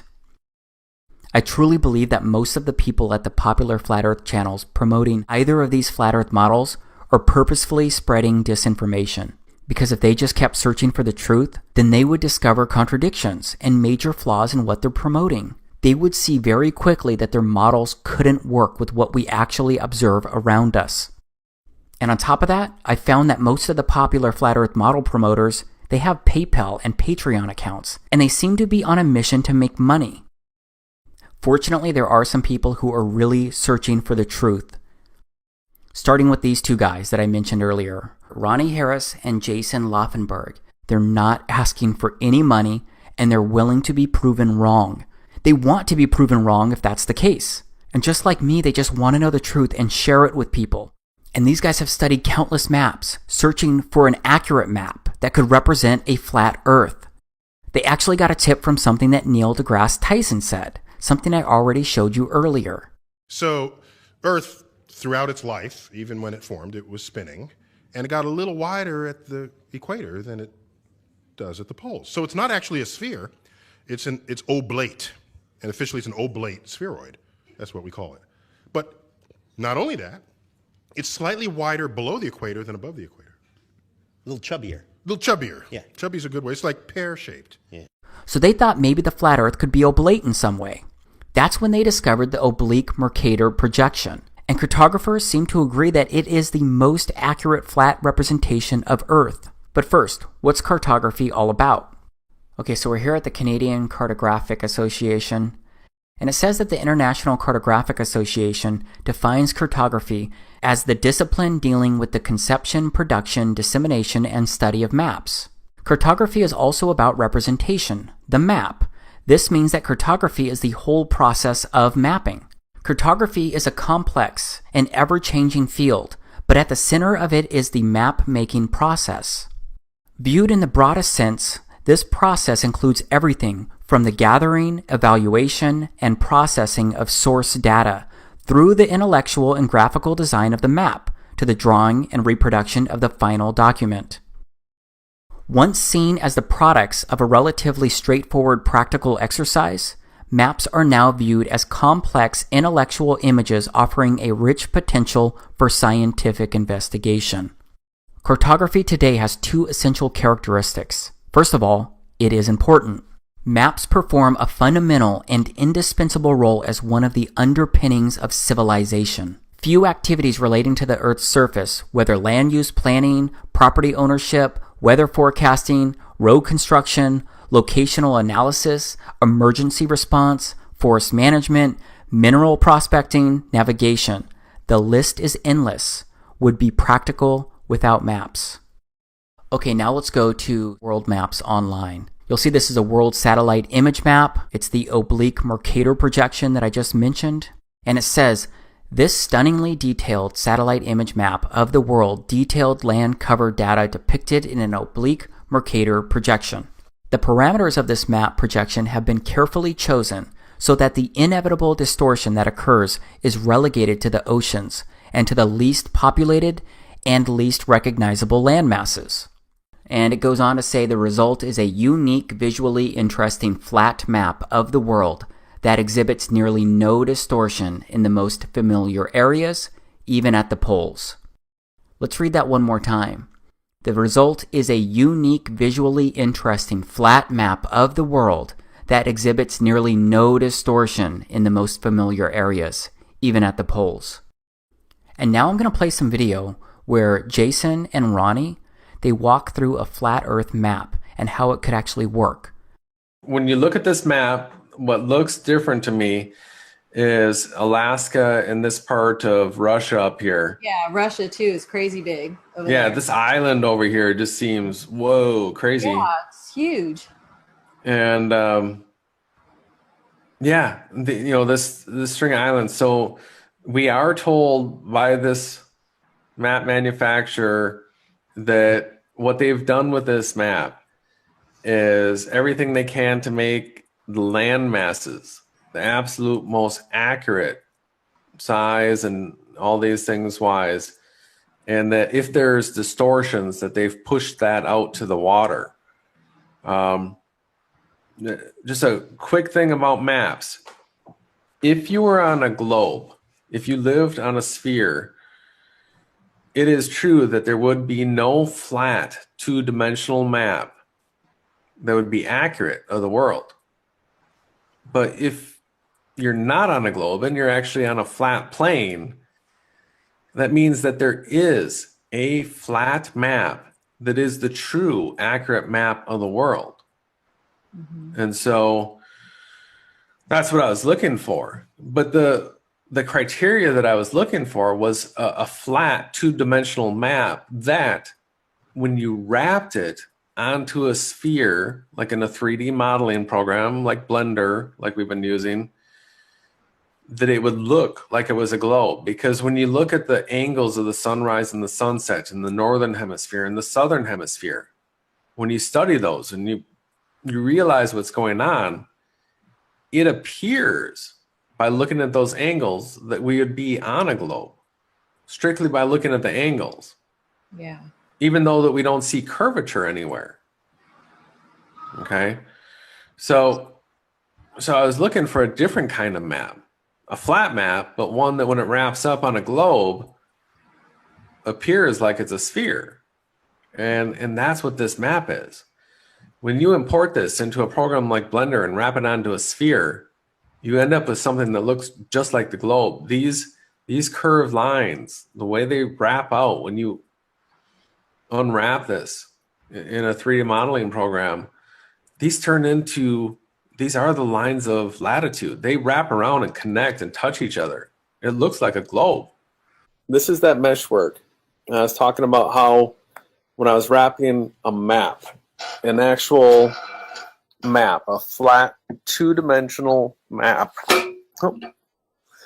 onto spheres in Blender, how the way I was taught, you put the camera view in a certain position, and you got a different grid work than this. It was just a rectangular grid work, but I forgot to adjust the angle, and when I went to do the UV unwrap, it created this mesh work, and you can see that it's got these 3 points. Now, this is really a rectangle here, because if you look at these edges, they fill in the gaps on the other side, and this right here fills in the gap on this side. Even with the mesh laid out like this, you can see here how it wraps up like a globe. And the distortions here, we've got this blue area here, blue area here. Those are right here. So this becomes the international date line on either side right here. So if you were to travel across this, that would be a change of a day like we're familiar with on a globe. That's this right back here. And you can also see that just by snapping this meshwork on, that what it does is here in Blender, it's perfect grid work. It comes together at like a true north here. Here's your vertical axes. But if you look to the side here, you can see that when you wrap this map up here, it tips it over so that the North Pole here sits at like a 23.5 degree tilt to a vertical north here. So that to me is the reason why they tell us that we're at a 23.5 degree tilt, because of the way it wraps up like that. We're showing you this map. In order for this map to work, it has to be a simulation. We're not talking about the physical reality that we've all been taught when we're showing you this map, because it's easy to debunk if you're still thinking in the terms of a physical reality. It's this edge along here that is really posing a huge problem for people when you're thinking about simulation, because we can't imagine really what happens here. I try to, but as far as what makes sense, like you're in Hawaii. So a flight from Hawaii to Japan, when you're flying like this and you cross this edge, in a simulation, it appears that you just come out back across over here and you finish your flight. The thing that happens is when you cross this line, you change days. So as soon as you go across that line, everybody over here thinks it's the next day. And if you go across the line back the other direction, everybody over here thinks it's the day before. So that we've got the edge around here. Until we observe it better, we don't exactly know. But if you're looking at these lines here, the lines of longitude, as we're familiar with, that wrap into the North Pole, this would be a magnetic line. So if you're in Hawaii and you're following the magnetic north, according to this map, what would happen is you'd be going like this between these lines. You come up here, and I think if you look at any maps, if you look at north of Hawaii, you're going to run into these islands here of Alaska, and come up through this area. Keep watching the regular maps that you're familiar with. You're going to travel through this area, and then you will come around to here, North Pole. And then from this point, your compass would flip, and you'd be going other directions. If you kept going through, north would be behind you. You kept following this line, and you're coming down through Africa, this would be south the whole way. North would be on your back, but you would continue following this arced path out here around in the ocean. If you didn't know that the straight shot from Cape Town to Antarctica was this way, and you just kept following the compass, you would arc around like this, come back around into what we would call the South Pole. Now, one of the things that Jaron was showing people as trying to get people all confused about the magnetics and magnetic declination is he was showing on how a map of Antarctica, how you can move from one place to another in Antarctica, and all of a sudden your compass would be 180 degrees the other direction. And if you look at the way Antarctica is split here, this whole line right here, if you were to travel from one point to the other, you can see how your compass would flip, just like it would up here at the North Pole. And he was showing along this edge how radically different the magnetic declination angles are. And you can see based on these lines of longitude, if they're the magnetics, you can completely understand why it would be that case. So, you know, a person in this area right here, for their compass to point north, they give you that magnetic declination map to give you that shortcut back up to the north, so you didn't go swooping down through the ocean here. So Antarctica on this map, the magnetic flipping of the poles that Jaron was showing is another proof that this would be the correct map of this world. So while there's things that we can't prove about it yet, there are things that we can. And those are the things that we're focused at looking at right now. This red line here is the equator. And so this is the east. And by following this path, this is all coherent with what we're familiar with. This is where the equator, you know, travels through Malaysia and through Africa and through South America here. Tropic of Cancer.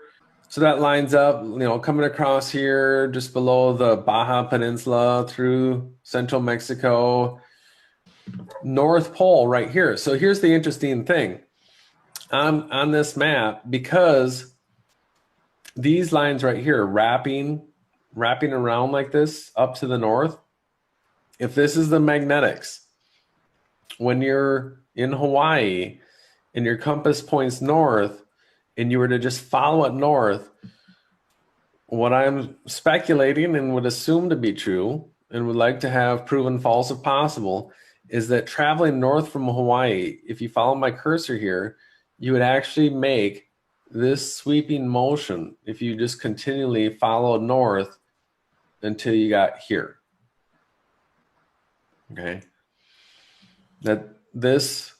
These lines right here are the magnetic lines. So north would look like this motion right here, and you would come through this part of Alaska right here, and you would come through the north part right here, and that you would come to this point, boom. And then from this point, everything would be south. And they would feed back to these points, which is actually really the same point, just split in half. One's on this side and one's on this side.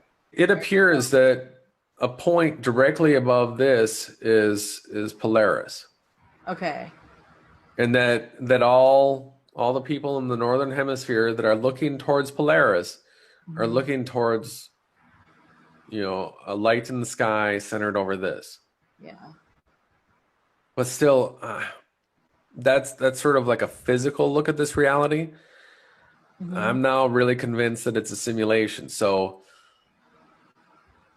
sometimes you get caught talking in like physical reality terms, you know, like, because what we're seeing with the sunrise and the sunset is so close, like 3 to 4 miles. This is a simulation. So sometimes it's boggling. Yeah, it is boggling. This is the international date line right here, this edge. So what happens when you cross the international date line? You change your clock ahead a day or back a day, depending on which way you're going, right? So you cross that line, and then you just keep on trucking, and then you end up there. So it's the day separator in the simulation. And everywhere on this map, the sun rises and sets due east to due west. And Jason Awake Souls has done an amazing job out there recording this with his compass, and just stellar work. So I guess what we'd like to show now is, so the stars, if this, we're looking from the north here, I think, can you see? Mm-hmm. So basically from the north, it takes a second for them to kick in here. Yeah, I can see him moving. So yeah, there we go. Looking south from the north, the stars spin clockwise from anywhere on the map, right? Now when we're looking north from the south, which way do you think the stars are going to go, Jay? Counterclockwise. Counterclockwise. Okay. So it doesn't matter where you are, right? I think everyone can see this is south, this is north, right? Mm-hmm. East and west. I just want to make it really clear. And there's a celestial axis that goes through here and an equator that goes through here, making a cross. So there's 4 sections to this flat realm. There's 4 corners. It's all biblical. And if you're looking to the east from anywhere on this map, you will see the stars rising, coming 90 degrees above you at their midpoint meridian. Mm-hmm. Always from anywhere on this map, you'll see them rising from the equator, from the east, and then west, they set. Everything sets to the west, returns to heaven and gains its glory, and then rises and hastens back to where it started and does it again. And that is Enoch that you were quoting, correct? More ad lib. But that's what he wrote and gave an account and said to tell everyone, all generations of the earth. And it was actually written, it was for a generation in the future. Yes, this is a lot to take in and try to process. But again, if we're living inside a simulation, then everything you just watched could actually work. Because what about the miracles performed by Yahushua, the Christ? Don't his miracles make more sense if you approach them as if he performed them inside a simulation? Like the walking on water, or like the transformation of water into wine, or like the miracle of the 5 loaves and 2 fish. And what about miracles in general, like the ones you've heard about or experienced around you personally? Like a person being strong enough to lift a vehicle off of someone else? Or what about someone surviving a skydiving accident without even a broken bone? Or what about cancer going away from one test to the next? There are so many things that happen that just can't be explained away based on the rules that we've been taught. Because what we're looking at right now are actually dewdrops. It's water, recorded in somebody's backyard. These look a lot like the stars in the sky that I've personally recorded. And what about the clouds? Science says that clouds are a large collection of tiny droplets of water or ice crystals. They also say clouds are a mixture of gas, liquids, and solids. But I've sat in a lot of window seats on a lot of airplanes, and those planes have flown through countless clouds. But my plane's window never really got soaked unless it was raining. So do clouds really house tiny droplets of water or ice crystals and then release them when it's just simply time to rain? And another question is, what about lightning? What is it? What causes it? Science says that it happens whenever heavier, negatively charged particles sink to the bottom of clouds. And when the positive and negative charges grow large enough, a giant spark, called lightning, occurs between the 2 charges within those clouds. And what about the northern and southern lights? Science says they're polar lights, a natural phenomenon found in both the northern and southern hemispheres. Science says that they're created when charged particles from the sun strike atoms in Earth's atmosphere. And that causes electrons in the atoms to move to a higher energy state. And when the electrons drop back to a lower energy state, they release a photon, light. This process is what's supposed to create the beautiful aurora or northern and southern lights. But I gotta ask, has mankind really figured all of this out? All the way down to an alleged particle, electron, atom, and photon level? And what about airplanes that leave strange cloud-like trails? What about these trails that linger and transform into clouds that resemble spider webs? And what about trails being left where no plane seems to be present? Because I personally recorded this video the day before the solar eclipse in August of 2017. I was looking at this cool rainbow perfectly encircling the sun. And when I started to record the trail and look for the airplane, I couldn't see one. I couldn't see the plane that was leaving this trail. And I did not edit or remove an airplane from this video. I wouldn't know where to start with something like that. But this trail is moving pretty fast across the sky. That's why my video is moving so much, and it's hard for me to stay in focus or actually get ahead of the trail itself. And my camera was on a tripod while I was recording this, but there is no plane that I can find. And other people have recorded the same kind of stuff. They've even recorded odd-looking orbs of light. Maybe you can explain this away, but once you personally start observing this place and the skies, I think you're going to witness the exact same thing, and you're going to start questioning so much about this place that you live. But that's not the end of it when it comes to airplanes in the sky. Because what happens when airplanes fly too close to the sun? I mean, what is happening here? Why does it look like the light from the sun is being dragged by this airplane? I've seen the same effect with birds moving across the sun too. And I have to tell you that ever since I started looking up, I've seen and recorded some amazing things, and so many more things that I couldn't catch on camera. Of course, I have a lot of questions, and there are a lot of things that I wonder. That's why I keep researching and looking for the truth. But right now, I'm experiencing Earth like never before with eyes wide open. Because I contend there's a lot that we don't know, but there's also a lot that we can research and discover through simple observations and more. Yes, we may be wrong about some stuff, but we may also be right about a lot of things.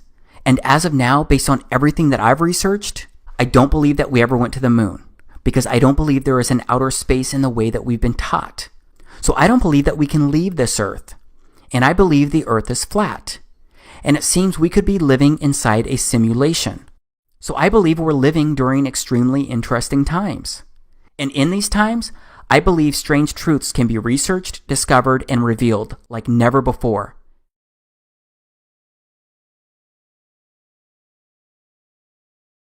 So I have shared a lot in a relatively short amount of time. And I'm asserting that it's all based on the true story. Right now, though, I'm just praying that I've at least offered something that can open doors to new possibilities inside your life. Because maybe there's more to what we've been told about this realm. Of course, I remain fully aware that what I've shared can close people's minds too.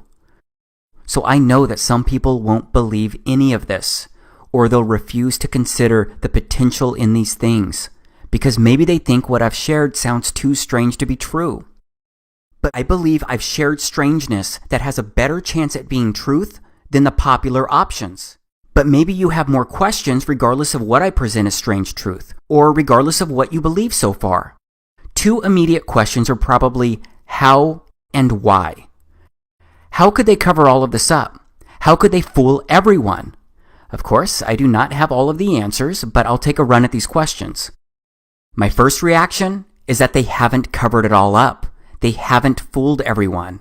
It just seems that most people aren't questioning much of anything these days. A lot of people don't even look up at the sky anymore because most people have a lot going on. They're just trying to make sure that their kids finish their homework at night. They're just trying to lose a few pounds. They're just trying to keep the bills paid. They're just trying to scrape together enough money for the holidays. Maybe even take a fun vacation once a year. They are tired. They are busy. They're overwhelmed. Believe me, I know. But despite that, it does seem like more people are starting to look around.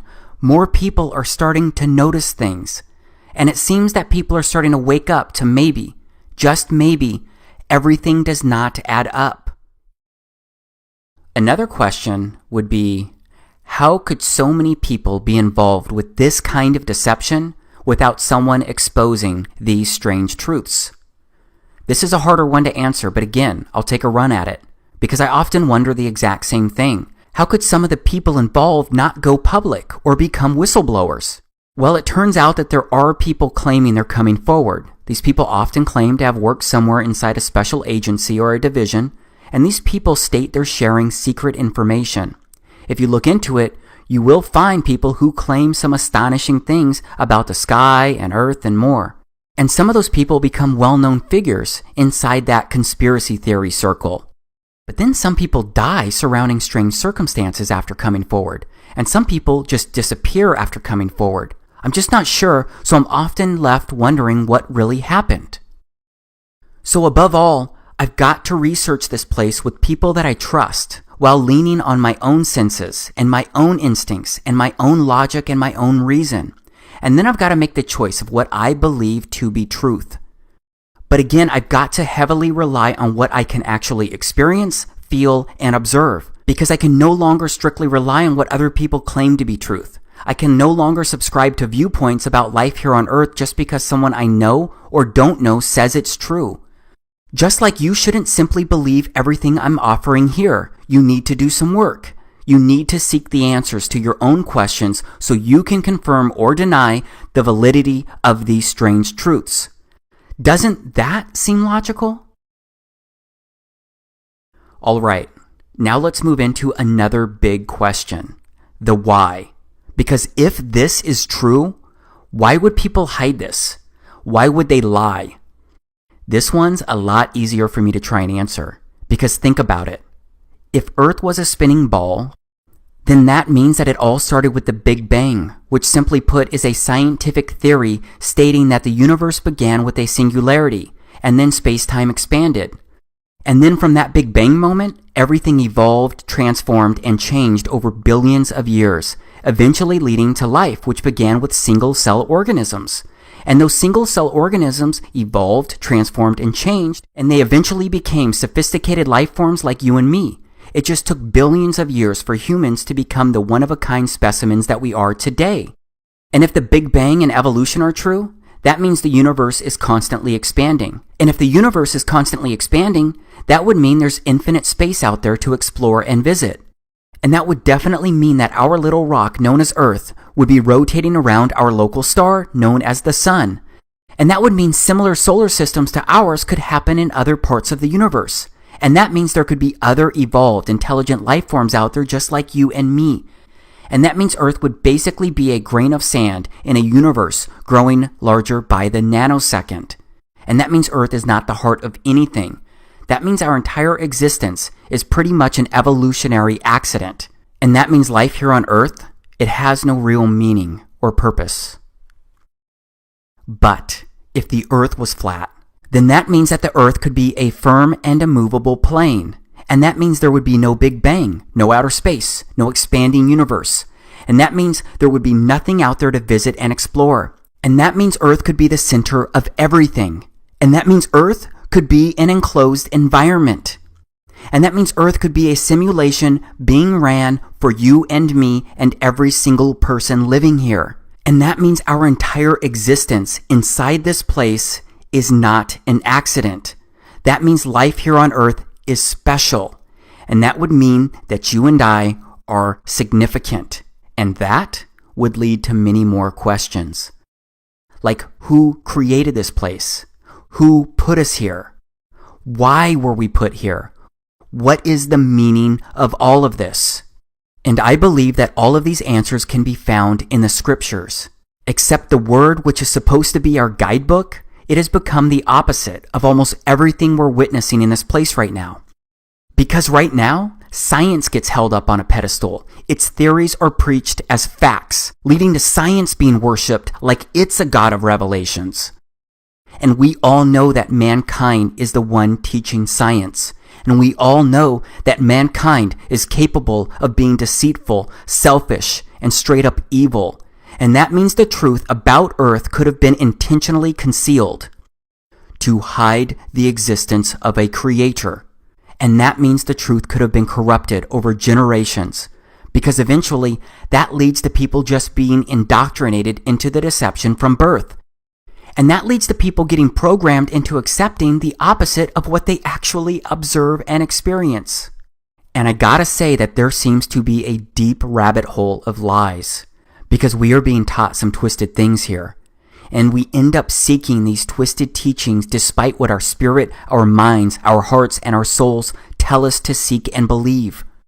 Because we've been taught to serve our physical bodies and satisfy them. We've been taught to possess and achieve all of these things to feel and become whole. But I believe we were supposed to experience this place in such a different and blessed way. We were supposed to look to truth as a foundation for living. We were supposed to appreciate our similarities and also respect the uniqueness within our differences. We were supposed to help each other without a fiat money system driving our daily actions. We were supposed to share Earth's abundance of beauty and resources. We were supposed to respect everything on Earth. But the enemy has taken control of so much here, and that spoiled what this place was meant to be. The scriptures say this has, is, and will be the case. The scriptures also say that we're not meant for this life, not forever, because there's no way around the pure truth that you and I will die someday. So we all know that any physical treasures that we obtain here, they cannot be taken beyond this life. So I believe we're meant for so much more. And I believe what we all do while we're here, it's critical. Because the scriptures say our lives here are a way for our Father to help us. I believe we're His children. I believe He uses this place to help test us and to help develop our character, our faith, our obedience, our love, our integrity, our loyalty, and so much more. Because the scriptures use words like trials, temptations, refining, testing, hundreds of times. And based on all of my research and the evidence I've studied, I believe with all of my body and my soul that the scriptures are truth. The scriptures are history and prophecy. So they act as a script for everything that has happened and will happen inside this place. But we get to choose the roles that will play inside the script. Will we seek the truth? Will we look to our Creator? Will we choose Him over ourselves or even each other? And I've discovered that the true name of our Creator, the God of the Bible, it turns out that His true name is Yahweh. You've probably seen this YHWH before. Here's what it looks like in ancient Hebrew. But this YHWH, it's pronounced as Yahweh, because it turns out that the language was so simple back then that it vocalized each consonant with an ah sound without specifically marking that sound between consonants. So this YHWH, it's pronounced Yahweh. It also turns out that the name of Yahweh can be found over 7,000 times in the scriptures. And Yahweh, it means He exists. And Yahweh sent Himself into human form as the Christ. And I've learned that the true name of the Christ is Yahawashai. Yes, most people know Him by the name of Jesus. But that can't be His true name because the letter J didn't even exist until about 500 years ago. His true name is Yahawashai. And Yahawashai means He is salvation. Because the gospel, which can be found in the beginning verses of Corinthians chapter 15, Paul wrote that Yahawashai, the Christ, died by crucifixion to deliver us from our sins. And He was buried. And He rose again on the third day, and He was seen again by hundreds of eyewitnesses according to the scriptures. And I really do believe that this gospel must be truly believed and accepted to bind our soul with our Creator beyond this life. So that means I believe we've got to follow and live for Yahawashai to the best of our abilities. Still, I believe other choices are significant, because all of this is really being experienced by you and me. I agree with many of my brothers and sisters who believe that all of this is being recorded.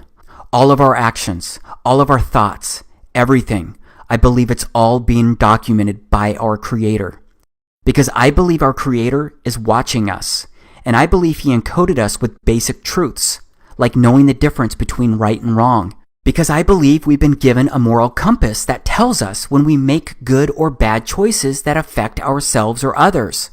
Except the original coding inside mankind seems to have been corrupted through generations of wicked choices where people continually turned away from our Father and lived for themselves. So that means there's a lot of evil in this place right now. And the scriptures say that our Creator has worked to purify this place before to start over. And the scriptures say He's going to remove the corruption once again.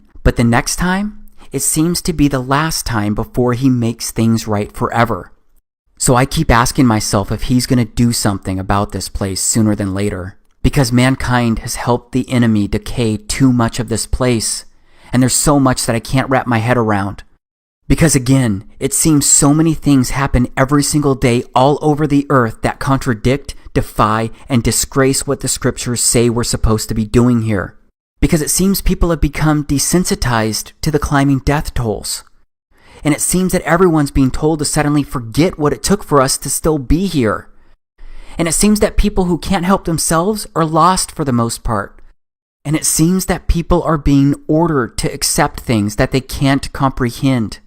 And it seems that people of faith have been divided into sectors of Christianity to separate us from our common salvation. And it seems that people are okay with an elite group growing richer every day on the backs of debt slaves. And it seems that people have accepted things being spread and consumed without the true intentions of curing or healing. And it seems that people are just crying out for help because of how monstrous humans are treating each other. It just seems that so many things are backwards from what they are supposed to be.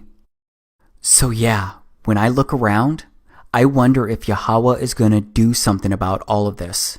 I wonder if the time is coming for him to fix his creation once and for all. I wonder if he's already trying to warn us. I wonder if he's trying to wake us up. Because there are a lot of strange events impacting the earth. People continue to be affected, displaced, and hurt surrounding these events. There are just so many strange things happening in so many places. So this broken world leads many Christians to believe that these are the last days. And many Christians believe the pre-tribulation rapture of the church could occur within our lifetime. Of course, many generations have believed this. I don't know if the church could be raptured in weeks, years, or decades, but I do believe it's possible in my lifetime. I pray it happens. But many Christians refuse to consider this possibility, except many people 2,000 years ago didn't believe they were living at the time of the Christ, or that it was possible for the Christ to be walking the earth during their lifetime. And many Christians living today don't understand how those people from 2,000 years ago could have been so blind. I find that interesting because so many of those same Christians living today, they don't seem to be very open to the church being raptured in their lifetime. And they don't seem to think it's possible that Yahushua could return to once again reign during their generation. But put aside the talk of last days. The truth is that any day could be our last day due to any unexpected event or accident. Yes, that sounds cliche, but it's truth. And that's why I believe we must embrace our common salvation. And I believe Yahweh's begging all of us to look to him. He wants to say that he knew us before meeting face to face at the time of our death. So straight up, I really want to help serve him. Because I believe every strange truth that I've shared here can serve as a gateway for people to come to the truth about a creator. And I believe that path leads to the truth about Yahushua, our Savior. That is why I'm touching on this again right now. Just in case you weren't aware, historical scholars, Christian and non-Christian, generally agree that Yahushua lived at the time the scriptures say he lived. And those scholars also agree he was crucified and buried. What they don't agree on is whether he truly rose from the dead and if the eyewitness testimony can be trusted and if he was really the son of the Creator. But there is general agreement that he lived, he was crucified, and he was buried. So that means Yahushua was either Yahweh in human form or he was a complete nutcase.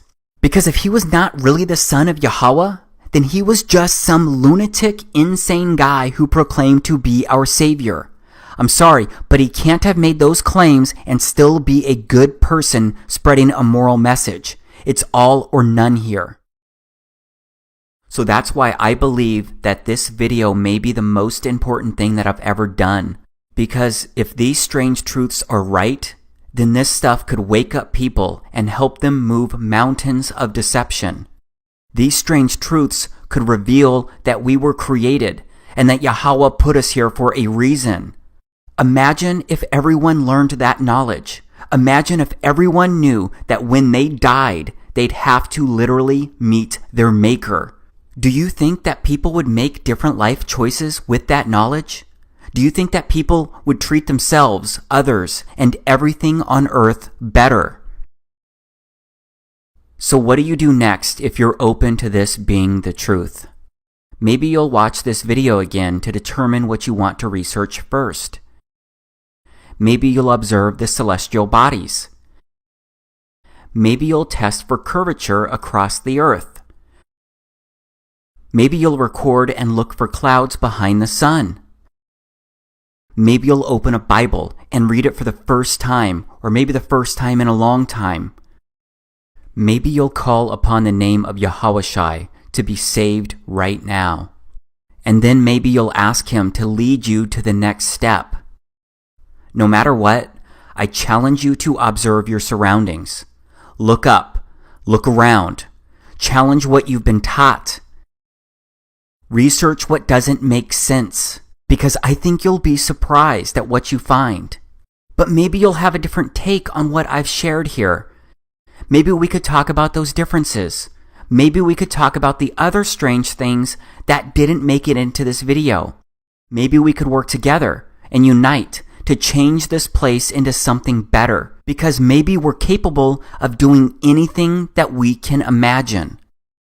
And maybe you'll be open to sharing the strange truth. Maybe you'll sit down with your significant other and show them this video. Or maybe you'll send this video to another friend to get their opinion so that you can talk about it with someone you trust. But whether or not you end up believing, accepting, or sharing this video, I'd like to say thank you.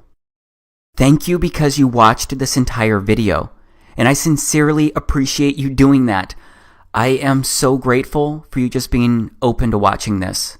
So thank you for honoring my request, and straight up, thank you for being special. Thank you for being significant.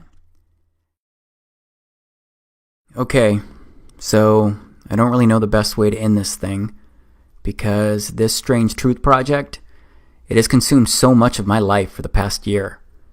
And it's still kind of crazy when I stop and think about all of this, because it's still hard for me to process at times, and I actually believe all of this. So that obviously means that I also believe I'll have to meet my Creator someday.